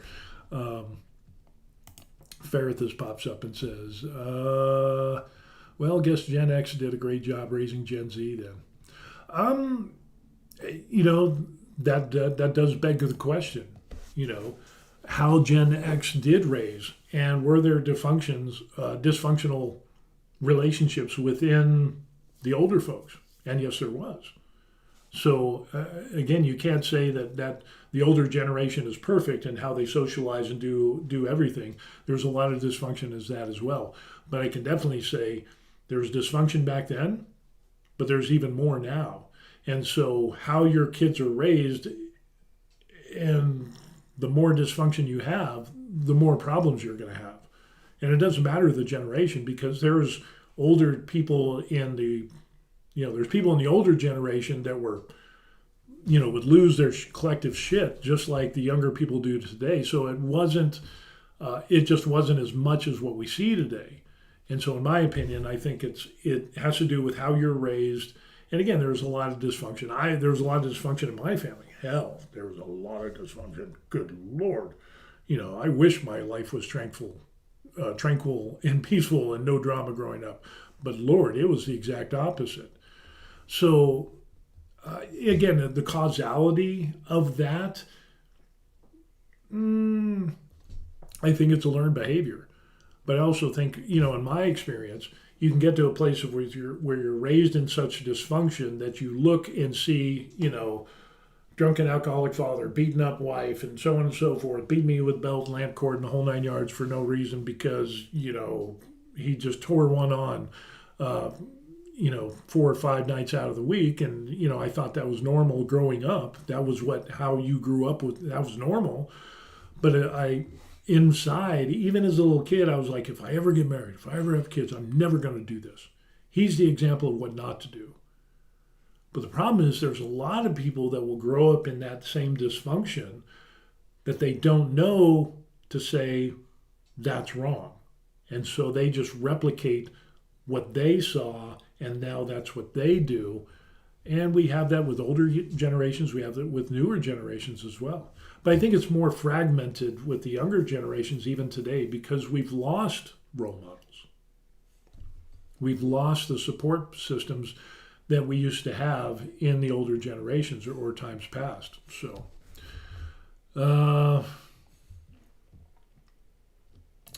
zombie comes up and maybe the internet had more to do with raising Gen Z. That's good. That's an influence. And if there's a void in role models or a void in support systems, and you replace that, has to be replaced with something. And if we've opened up the internet, which is incredible, but there's also a downside to that as well, that that could be too, because now you got a bunch of dysfunctional people that are lashing out, that don't know how to have good relationships, that don't know how to set boundaries, and suddenly, hey, there's a big collection of them, and nobody wants to change because it's all about me. I'm offended. I'm this. I'm that. And it's like you're acting like that spoiled child instead of the mature civil adult, and they're not acting like the domineering adult or parent figure, though some of them do that as well. But again, it just shows that they're stagnant in how to live their lives and how to grow and mature. And so I don't think it's dependent upon one generation versus the other, because I think it was evident in both, but it's just more so today. And I think the internet had something to do with it. Millennials and Gen Z grew up in the age of the internet. They are exposed to a much bigger world than all the previous generations growing up. I think they're actually doing really well figuring it out. And there's something to be said for that. People are trying to do the best with what they have. But I think we've lost some of the role models and the moral standards that we used to have. Maybe they're more traditional. I know nobody likes being traditional. It was interesting. I had a discussion with somebody in real life, and they were like, the traditional husband and wife roles are so outdated and domineering, and it's bad for, blah, blah, blah. And it's like, they're really talking down about it. And it was like, okay, this is a younger person, obviously. And it was a short conversation, and this lady was like, we need to get rid of this and blah, blah, blah, and the cultural, patriarchy and blah, blah, blah. And it's like, okay, I said, yeah, that kind of makes sense. I can see where you're coming from. I said, but if somebody has an alternate lifestyle, say same-sex relationship, whatever it is, in that aspect, and somebody chooses to be the patriarch and somebody chooses, the men and women roles, and I threw this out there. I was like, you have a trans woman and a trans man, and one ends up taking the role of being a woman, one takes the role of being a man, even though the genders are, the biological genders are different, but their gender identity is, what they choose to be. Then I said, but that's okay, right? And this young girl was like, well, yeah. I said, so then why is it okay for them to do it? But then why is it not okay suddenly for heterosexual people to operate within that paradigm? I said, doesn't that seem a little odd? It's good for one, but not good for the other. And if you're complaining so much about it, don't participate. I don't participate in lots of different lifestyles. I don't agree with them. It's not the right vibe or click for me, but I'm not going to go complain about it because I have found a place for my peace and tranquility. And if you don't have peace and tranquility, that shows that maybe there's something else wrong. The cool video, if you want to find a cool video that kind of deals with that, it's, you're talking about one thing, but it really isn't that thing. It's not about the nail. It's a deal between men and women and how this woman is there, and it shows her, and she's like, I've got this nagging pain and blah, blah, blah, blah, blah. And then the guy's like, oh, yeah, well, check it out. It's not about the nail. Check out that video. But and that's between male and female and how they interact and so on and so forth, that men are more problem solving and realistic and so on and so forth. Women are more emotional and so on, which they are, and there's nothing wrong with that. But it was just kind of a cool little skit thing. But that applies. Maybe there's something else wrong. We're not talking about male and female, but in relationships and these things, if you think one thing is okay for a certain group of people, but not for another group of people, that's not the problem. There's something else in there that is the problem, but you just don't see it. And so we need to dig deeper into that. And being mature and civil, we need to really look into ourselves and find out, okay, what is this dysfunction? What is this problem where I think it's okay for this, but not in this situation? Now we're dealing with situational ethics. Well, why? Why do I believe this way? Why do I think this way, that it's good here, but not here? And if people choose to do this and choose to do that, and they're both happening, why do I think that it's not acceptable in both cases? Maybe it's because there's something on the inside that needs to change. Maybe there's some bias that I have. Maybe there's some dysfunction. Maybe there's some, maybe there's some unresolved issue in my own life that I'm just not getting, and been there, done that. So I don't know. We'll see. Let's see. Yeah, Barrett is saying that Gen Z is doing well with what they have. And it's hard. I mean, yeah, I liken that to new parents. Man, wife come together, they have a kid, they get married, have a kid or whatever, and then they nobody's had a kid before. So you just do with the best with what you have. But I think there's also something to be said that maybe before we jump into that deep end of the pool, maybe we should educate ourselves and really look at what happens with having a kid and raising a kid, educating a kid. Maybe am I fit enough to be a role model for that child? I don't think we do that these days. I think we did in past. Let's see. Ferrithus says, if I just look at the friends circle of my parents versus the ones of my peers, I can see the differences. Friends all over Europe are normal now. One generation back, it's basically all within a 100-mile radius. Yeah, I can see that as well. But that wasn't always the rule. I mean, and it's kind of dependent. If you born in a town, raised in the town, and you died in that town, yeah, your circle of friends is probably going to be within that radius. But then again, if you have people like my grandparents, my grandparents got married. My grandfather was in World War II, Korea, and Vietnam. He was in the military, the Army Air Corps. It became the Air Force. He went on the Air Force side, and he went in those 3 wars. They lived all over Europe. Of course, he went to Asia and things like that. But their circle of friends was vastly different just because of the job that he did and because of the advent of transportation and how easy it was. And so something about technology comes into play as well. Yeah, people didn't move out of their own town because the technology wasn't there. And whereas, nowadays I can jump on a plane and I can go onto the other side of the world in a matter of 8 to 10 hours. And it's no big deal. We went to Vietnam and boom, 4-hour flight and we're there, So it makes the world smaller so you can expand your circle of friends. But having been in that situation where being kind of isolated, I guess you could say, socially and whatever, and then over time it grew into where, we moved to different states and so on and so forth. I joined the military, started going to different countries around the world. I can see the sides of that. But I think the generations today are more widely traveled than they were 50 years ago, definitely. And so that comes into play as well. And then with the internet, we get to see places that we never saw before because of the internet. And so we've broadened our horizons in seeing things that we've never seen before because of the internet. And that shapes how we perceive and see things as well.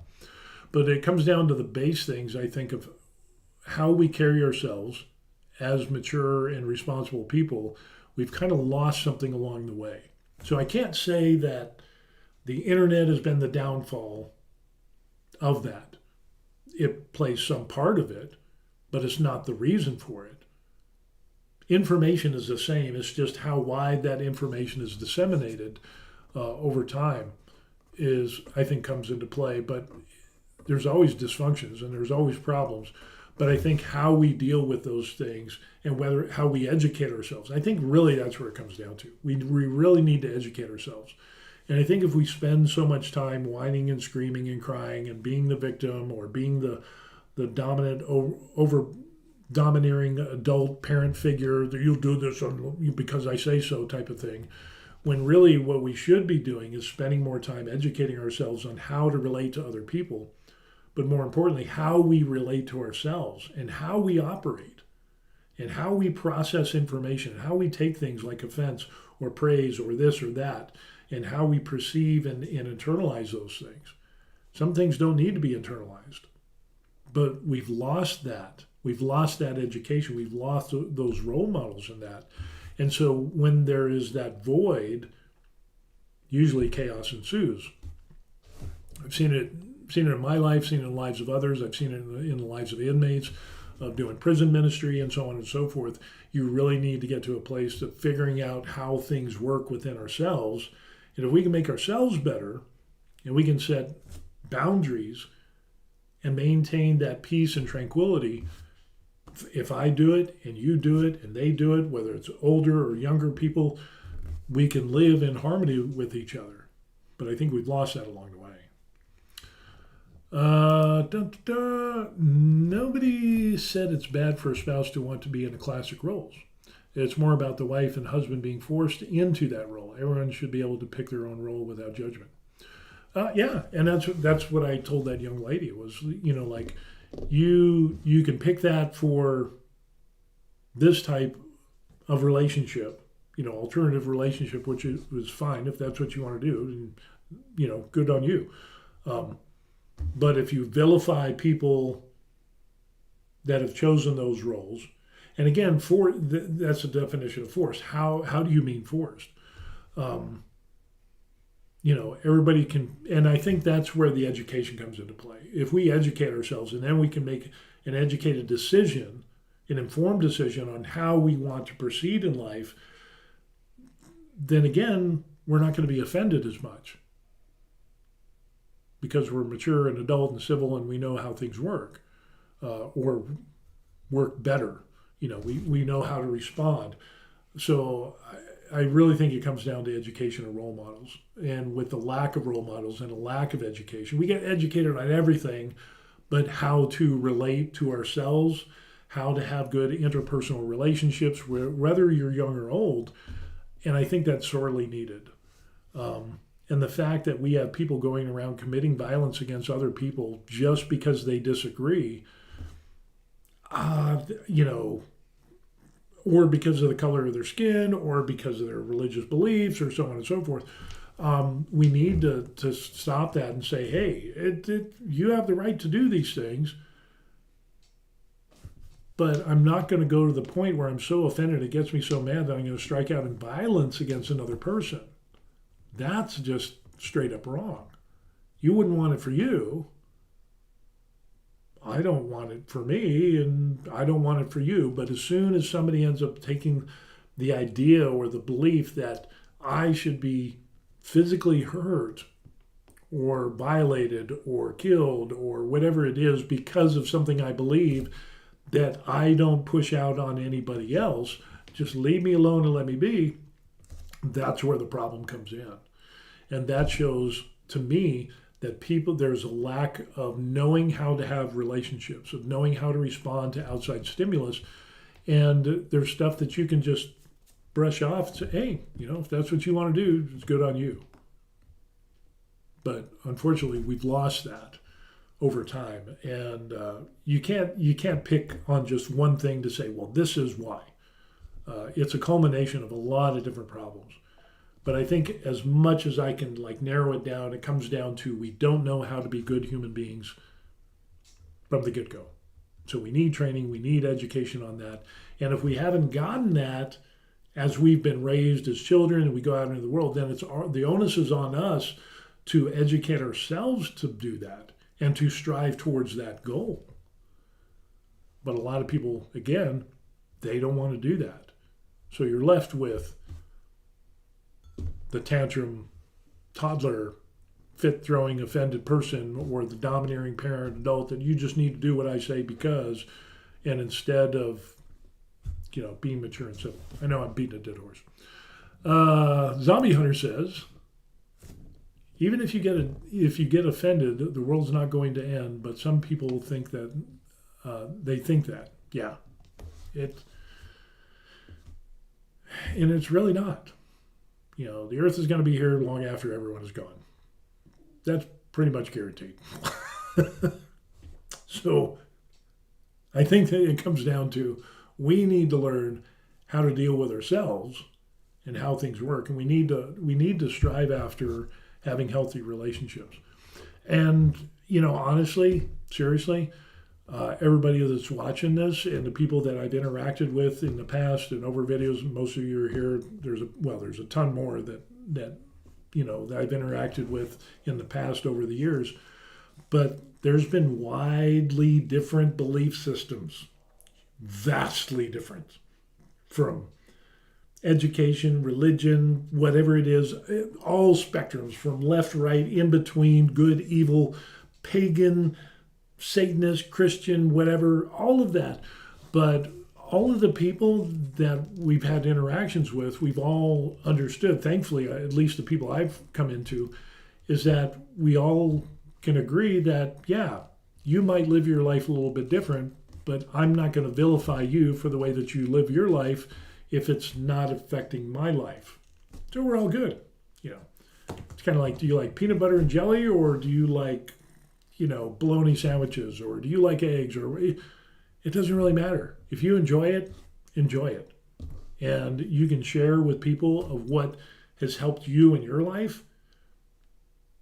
And if you don't agree with that, you can say, I can see where it's coming from. That's not my cup of tea, but hey, good on you that you're striving to be a better person. Boom. No offense needed.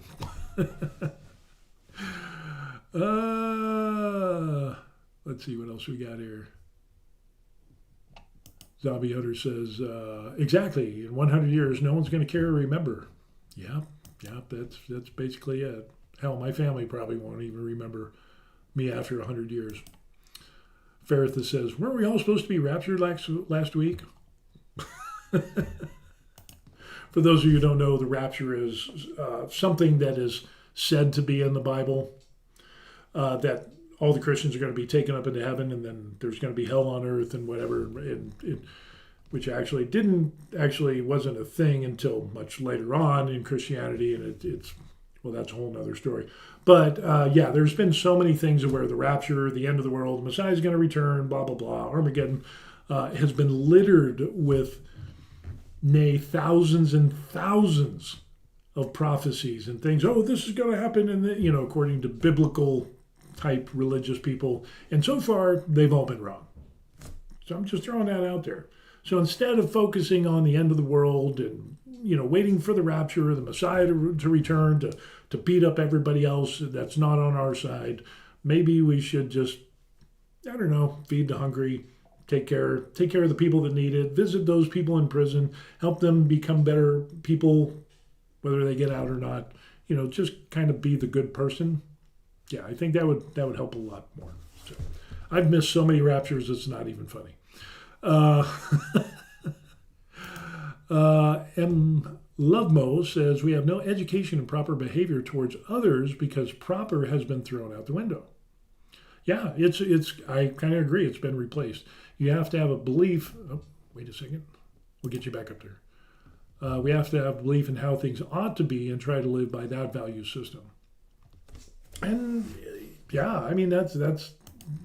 it's getting to be like that, where it's going to be one or the other. The light is on or the light is off. It's interesting how in Western countries we have this dichotomy of either good or bad, right or wrong, and there's no leniency or flexibility within those two extremes. Versus Asia, where it's like there's a little bit more. There's a little bit more to the situation than that. So, but I think education is lacking on that part, definitely. And he says, for the West, that is, yeah. Let's see. A Zombie Hunter says, in 2 to 3 generations, all of this will be forgotten. Yep, probably. Pretty much guarantee it. I'll shed this mortar coil. Me and my wife will be gone. My daughter will be here. She'll be gone. Is anybody going to remember us? No. It is what it is. It doesn't fill me with depression or, oh no, nobody's going to remember me. That's the way things go. So, Ferrithus says, I just wish people would show a bit more compassion. I 100% agree. I think if we could throw off being offended, kind of brush that off and be more compassionate, that would be the way to go. I think instead of forcing people to act certain ways or do certain things, or being forced in schools to learn certain things that that I don't agree with, instead of doing that, why don't we focus on teaching our kids how to be compassionate?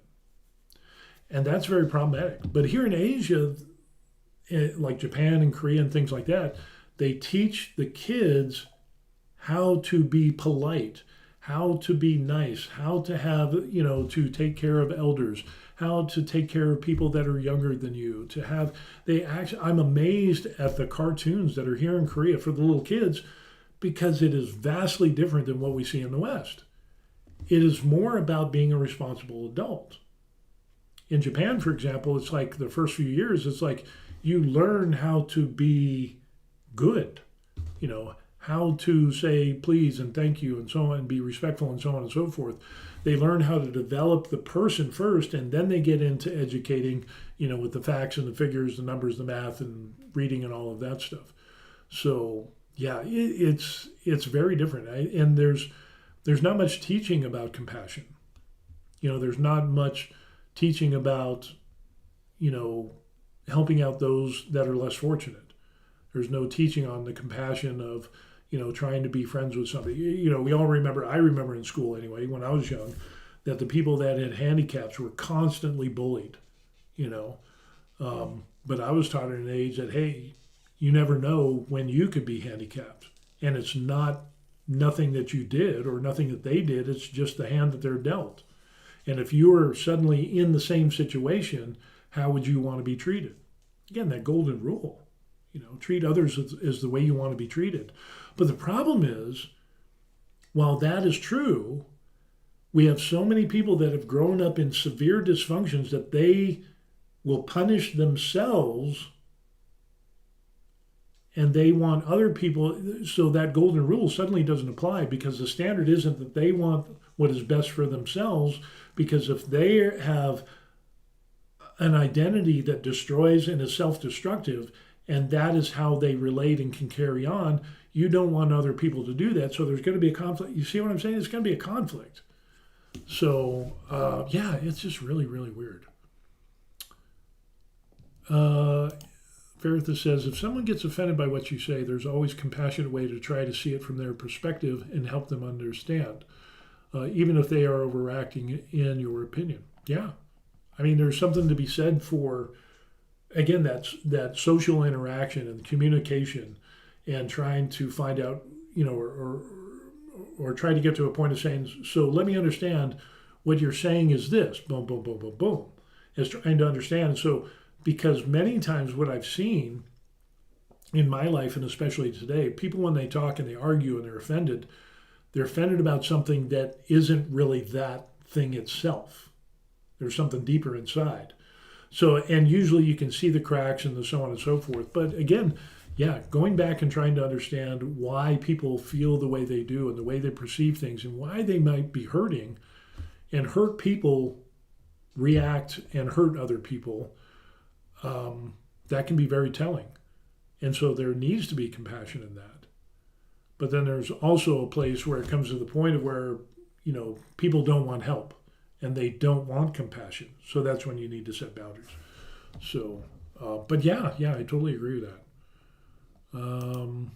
Yes, that's how life goes. Live your life how you want, as long as you're happy, because in the future, no one's going to know how you lived anyway. True. And the problem is now people want respect, but don't understand that you need to give respect first before you get it.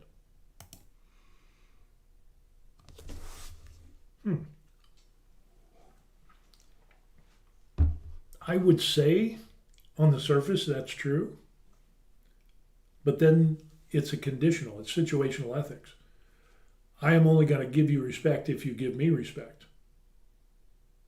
Whereas the alternative, I think the better way to go is to give respect regardless.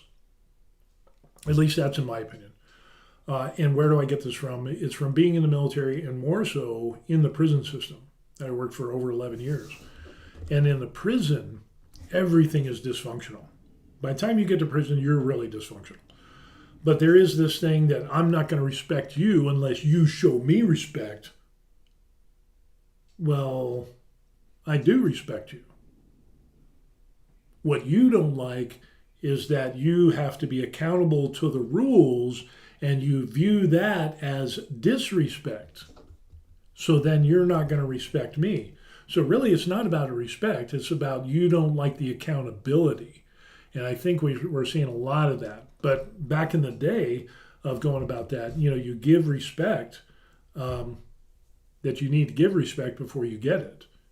And that's true as well, at least in the older people, in the older generations is that. But we were taught to give respect. So, there was that. But these days, we don't have that as much. Ferris says, I don't agree with that. Oh, no! I'm offended that you don't agree with it. No, I'm just kidding. If you met somebody new, I will respect them when I say hello. Yeah, I think everybody does it. When they didn't get back up here. When they didn't show me any respect yet, they can lose my respect for being a dick, but they get my respect by default. And I think that's true, at least for my life. But I think what Zombie Hunter was talking, he's brought it out, is that you need to give respect first before you get it. And that, in other words, you need to be the one that is proactive in giving the respect as at the onset. But yeah, that's kind of interesting. Zombie says, of course, if they don't get respect back, then stuff them. Yeah. And then again, it's like, this was really prevalent when I was working in the prisons, because that dysfunctional view of respect wasn't really the issue. It's kind of like that video, it's not about the nail. Oh, you're not understanding, you're not seeing it from my point of view. And it's like, well, no, there's a nail. I bet you if we took that out, you'd feel much better. But inmates are renowned for saying anything that they don't like, which holds them accountable for the actions that they had in the past or the things that they're doing now. They view that as disrespect. I've had inmates that were beating up on staff or other inmates, and then of course you have to get them, cuff them up and all that stuff. And it's, why are you disrespecting me? And it's like, because you're breaking the rules, you're committing a felony, it's assault and battery on another inmate or a staff member, and I'm cuffing you up because of that. It's not disrespect to cuff you up to follow the rules because you broke the rules. That's not disrespect. So there's this, again, it depends on what is your definition of respect and how is that transactional relationship. Yeah, we should all start off with, I respect everybody I meet, and everybody starts with a clean slate, and your words and your actions after that, we'll see how that goes. And it should be vice versa. It should be for me as well. If I end up being a jerk, then yeah, you shouldn't respect me, and I accept that. But as normal people who strive to have good relationships, we should offer that respect first, and hopefully that will be reciprocated. So we'll see. You don't know me. I should have your respect by default. I don't need to prove myself before you treat me with respect. And that's what I would do, especially in the prisons, because I don't know them. Well, I know what they did. All the inmates that worked for me, before they got assigned to me, I would read their files and see what they did. And it's like, yeah, there's a lot of things that they did in the past that there was no reason on God's green earth. And I would be justified saying that I don't have to respect them in any way, shape, or form. Some of those crimes were so horrendous, I would get my channel banned if I talked about them. But with that being said, They chose to do that. They're in prison for those things. It's not my job to punish them further. As a correctional officer, as a supervisor, lieutenant, or whatever it was, that wasn't my job to do that. So despite that, I would still respect that individual. I would still respect that man as a man, as a human being. And it's like, I don't have to respect the actions that they did in the past. I don't have to respect the bad choices that they've made in the past or the present. I'm still going to respect them as a human being. But a lot of people can't do that. That's hard for a lot of correctional officers to do. Hell, it's hard for regular people to do. And imagine somebody who says they're going to kill you, your wife, your family, or blah, blah, blah, blah, blah. When I get out, I'm going to whatever. And it's like, those are some pretty offensive things. Those are some serious threats, and I've had those things. But I don't let my respect drop, or I remove that respect because of that. I know it's weird to say, but I would tell guys that. It's like, you know what? Hey, I'm kind of disappointed because, you would do something or say something like that, but, I can understand why you're saying it. And that's not the normal response that they would get from everybody else. And so that would, it's kind of like, well, wait a second. That's not normal. I'm going to try to push his button some more and some more and some more. And when I didn't crack, that kind of opened the opportunity to show that respect is not, it's way different than how they view it in their dysfunctional way. As long as respect is doing what I want you to do when it's not. So, 100%. And I try, and it's hard. But, I think my time in the military in dealing with all types of different people and then being overseas and working with different forces and so on and so forth, being in different countries, third world countries, really helped mold me for my correctional journey and how to deal with people. And then even before that, having grown up in such a dysfunctional family, it was bad, it was horrible.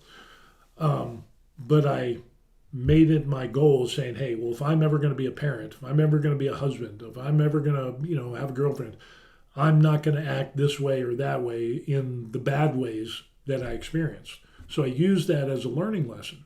And then later on, after, I got into the military, started reading self-help books, relationship books and communication books and how to properly communicate and so on and so forth. And it took a long time. I'm not going to say I picked it up like a duck to water. It took a lot of time. It took decades, I'm still a work in progress.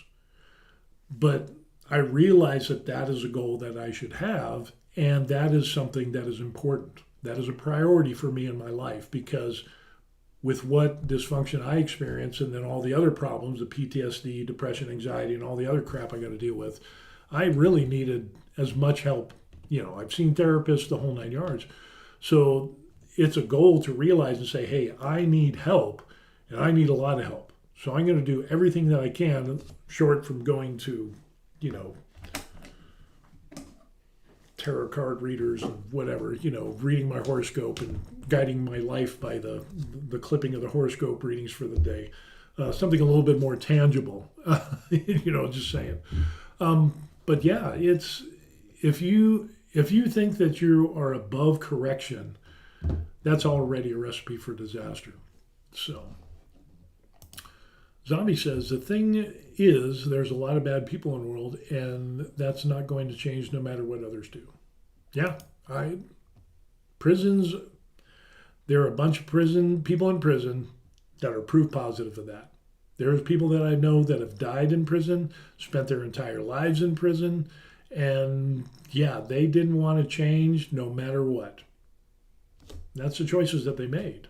Thankfully, seeing that bad part of the world and seeing the prisons and seeing the worst of the worst, there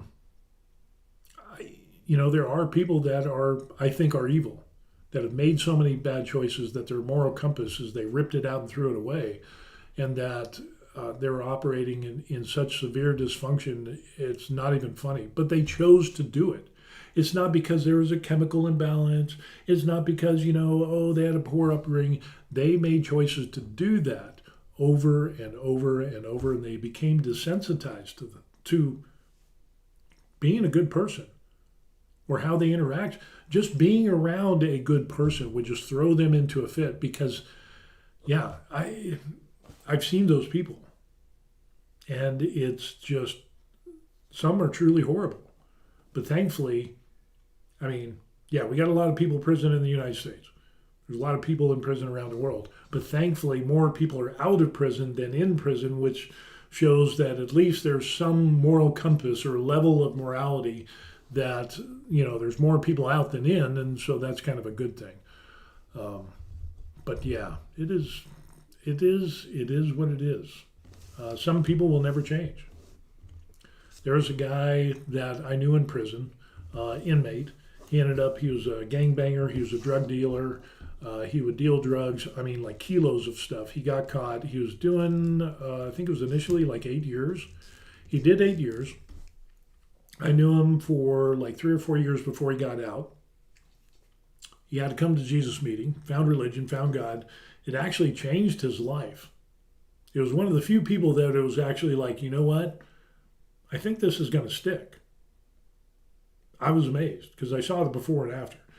And then he did the 7 Habits. He was an instructor for 7 Habits. He would do counseling with other inmates. He was an inmate rep and so on and so forth. And he really, really changed his life. I thought this is going to be the guy that's going to get out and we'll never see him again. But he ended up dealing cocaine and meth and got caught with kilos and guns and the whole 9 yards. And it's like, and he was going to church, and it's just like, I saw him when he came back to prison. I was like, no, dude. And I was just like, oh, I was so disappointed. And he saw me and he saw I was disappointed. And so he's kind of like, and then later, it was kind of awkward between us. But we ended up talking. It was like, well, what went on? And he says, you know what? He says, I lost sight of doing what I should have been doing. And he goes, I made the wrong decisions. He says, I wanted to satisfy the flesh. I wanted to, get the pleasure now instead of prolonging, and going the long game. He says, I chose the wrong way. And yeah, he was going to be in prison for another 20, 30 years or something. So he was, 30? I think he was like 30 or something. So another 20 years to put him into his 50s. And he wasn't going to get early release for parole because he was a violent offender, drugs, the whole 9 yards. He had multiple cases before that as well. So, but he, later on when I left, just before I left, he says, I'll probably be here until I die. But he says, at least now I have the boundaries set for me by the prison system that I can be a better person because obviously I don't know how to do it on the outside. And so he was at peace with that. He says, I know what I did was wrong. I was 100%, it was all on me. I did it. I was guilty. I didn't, try to wiggle my way out in the, with court, this or that, lawyer doing special tricks or whatever. He says, I confessed to it, and yeah, it was all me. So I got to respect that. I have a lot of respect for people that own up and they're accountable for their actions. Even more so, people like him. But he came to realize that he couldn't do it on his own, that he needed an intense supervision to be able to keep him on the right and narrow. So yeah, he just wasn't able to do it. And there's a lot of people like that, unfortunately. And no matter, Colorado probably has some of the most intensive rehabilitation, counseling, therapy, the whole 9 yards than any other state in the United States. And you still have people like him that, will just make the wrong choices. It is what it is. Again, the recidivism rate is about 50% in Colorado, hovers around 50% for a certain amount of time. But if you increase that time, the recidivism rate is, I think it was like 10 years or something like that. But if you go to 15 and 20 years, yeah, it goes up to like 70 or 80%. So, but again, it all comes back to making decisions. But I think ultimately it comes back on, do you think there's something wrong with you? And if I need to really investigate myself to see if there is, and if there is, how can I help fix that? What can I do to change that to be a better person? Some people will always choose to do wrong. Even if their heart, kind of wants to go the other direction, they want to do the right thing, they will still choose to do the wrong thing. I don't know. Yeah. We all have choices. Making something of yourself in your lifetime isn't easy, but some people want the easy way. I mean, yeah. It would be nice if everything was easy, But when we deal with it, at least with me, I don't know. At least with me, there's a lot of work, and there's a lot of hard decisions. There's a lot of times I failed. A ton of times I've failed. But you just need to keep plugging on and trying to change and set that goal.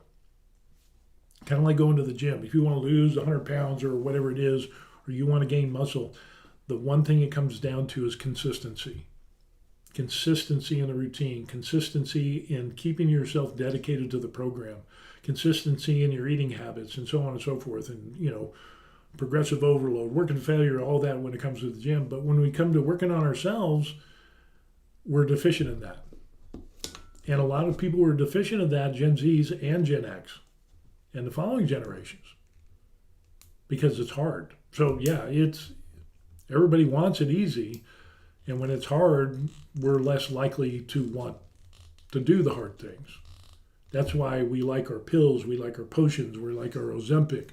We like the things that can, melt the body fat away without us having to put a lot of effort into it, because the effort hurts sometimes. And especially in dealing with matters of the heart and soul and our mind and how we relate to people and interact, that's hard. That is really hard. Going to the gym is easy. Changing your mind, your heart, your will, and your emotions, that is probably the hardest thing to do. But consistency is the key. It's not failing that defines you. It's how you keep going that does. Yeah. Kind of like that Rocky, is kind of corny as that is. He says, life's going to hit you down, and it's not how many times you go down, it's how many times you get up. That's really true. So, and it is what it is, I think people need to look at themselves. We look so much on the outside now, and you need to do these things or accept this or do that or whatever, and we forgot about cultivating the most important thing in our lives, and that's ourselves. If you don't know how to not be offended and not let that affect you, that's something you need to work on, regardless of what generation you're from, especially these days. If you don't know how to have compassion, that's something that old and new, it doesn't matter. We need to work on that,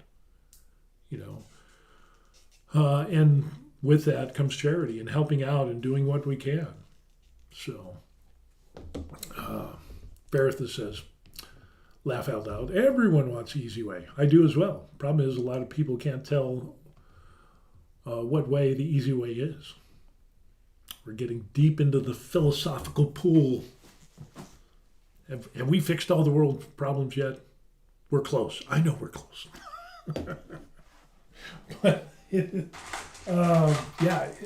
we all wish that it was easy, We all wish that it was easy.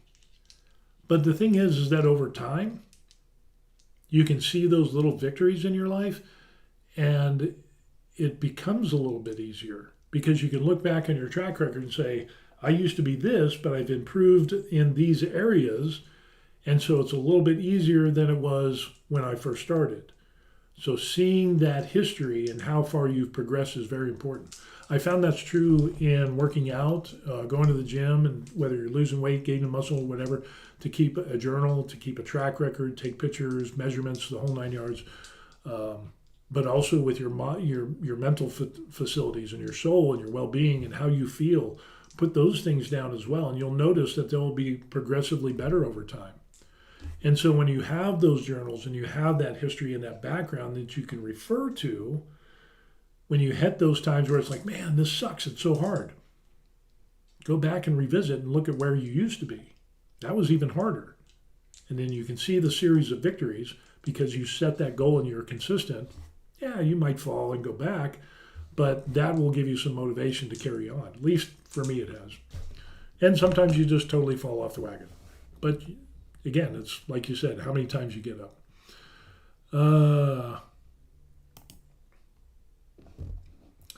Nothing worth getting is easy. There's always a price to be paid.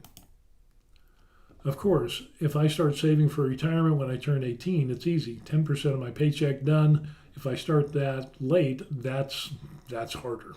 That could be way harder. Going to the gym every day, every few days for years is easy. Getting lean quick, diets every 3 months that put you through hell, that's the hard way. True. That's true. But then again, nothing worth getting is easy. You still have to put some time, energy, and effort into it. You need to put some dedication. You need to set that up as a priority. And so some things are actually easy, but some people in their mind, they make it hard. So there's that too. So again, where is the hardness? Is it in the mind? Is it in the body? Is it in the physical doing of the thing? Or is it the mental aspect of doing the thing? Or, do I even want to do that? Is that even a priority? Is it hard because I just don't make it a priority? And if I'm frustrated with myself because of that, then that's, a priority issue. And that can be hard. So yeah, it's weird how things can be hard or easy at the same time. It can be easy in one aspect, kind of like you said, invest, start at 18, put in $100 a month, until you hit retirement. That's easy. The hard thing is overcoming that immediate gratification and saying, well, $100 is just going to sit there, but I can go to the club and I can go get this and I can buy new tennis shoes or whatever. That mental aspect and that commitment to that retirement, that's the hard part. So I can see both sides of that as well. But yeah. Oh, I wish I started saving when I was 18. Yeah.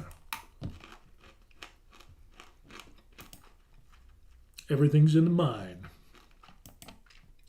Unless you have body problems. That's true. You'd be like Stephen Hawking's. But he exercised his mind. Okay. Pharisees says, that's what I mean.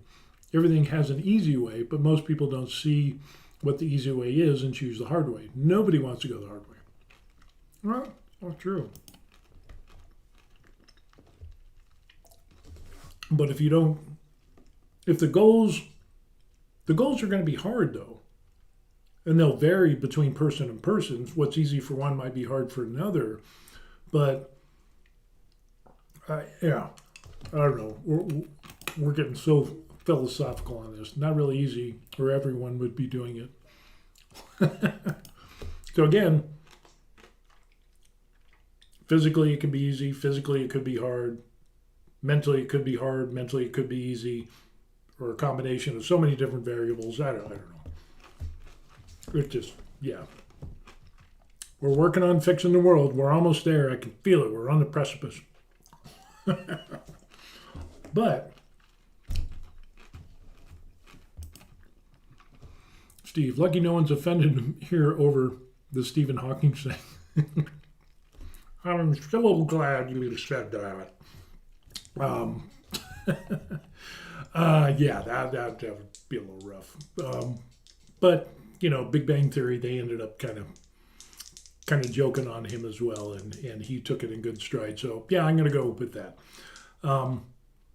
But yeah, everybody's got the thing is everybody has their own battles and wars that they're dealing with, and what might be easy for us or something that might be I don't know why you're having a problem with that. I think that's where the compassion part comes into play and looking at it from another person's perspective and not assuming that everybody sees things like we do or experience things like we do. That's where the compassion comes into play, like Ferris has brought up. Fixing has to wait for tomorrow. I'm getting ready for bed. Yeah, it's like 10:37. I am like starving and I haven't had breakfast yet. So I think we're going to cut this out. Even though we didn't solve the world's problems yet, I know we're close. But amazing how this went from Philippine drama and Korea and YouTubers and which has more drama and whatever, and how we kind of morphed and went down the road of doing what's right and wrong, what's hard and what's easy. And I think we all agree that, yeah, we all need to do better. So, yeah, it is. I think so anyway. If you don't, I'm offended. I think when you get to the point where you can't do it anymore, that's when your minds change. Yeah, could be. Anyway, Ferris says, enjoy the breakfast in your day. Looking forward to my breakfast in a few hours already. Yeah, you as well, sir. Zombie Hunter, thanks for watching and participating in the discussion. I always enjoy it when we have stuff like this. This is really good. These are the type of discussions that I like and that I wish there was more of. But I like this. This is good. And even though sometimes we disagree, we're still mature and adult enough to realize that that's okay. Because again, what works for me might not work for you, but we should have that compassion. We should have that respect. And again, just kind of brush off the offense. Don't let it bother you. If you don't let it, you don't have to let it bother you. So, Zombie says it's nearly lunchtime. So, yeah, it's either bed or food time for everybody. So I think this is a good time to end the video. So with that being said, we're going to go ahead and leave this for everybody else that's watching. If you want to send me an email, there is the email there. I answer all my emails. Like and subscribe to the channel. Zombie Hunter says, see you, Ferris. So yeah, saying goodbye to everybody. So if you want to send me an email, that's totally cool. Buy me a coffee. A bunch of people have. If you don't, that's absolutely cool. I will not get offended. The only thing I ask is that you like the video. And Zombie Hunter says, see you, Steve. Hey, Sultan's there. Sorry, looks like I'm way too late for the party. Have no clue what this is all about. Yeah, but you can rewatch the video. So it kind of started out with Philippines and Korea and drama, and then it got into interpersonal relationships and changing the difference between Gen X and Gen Y, Z, and interpersonal relationships and priorities, fixing ourselves. We almost fixed the world's problems. So yeah, you'll just have to check out the video on your own time. But just want to say good morning, chill, and take a walk outside. I will, because it is so nice and cool. I'm definitely going to be doing that today. So with that, we're going to close that out. Thanks for watching. Sultan dropping in and saying hi, everybody else. And be sure to like the video. I would appreciate that. It is what it is. But if you don't, again, I won't be offended. We'll see you on the next one. All right. Peace. That was good. Good stuff.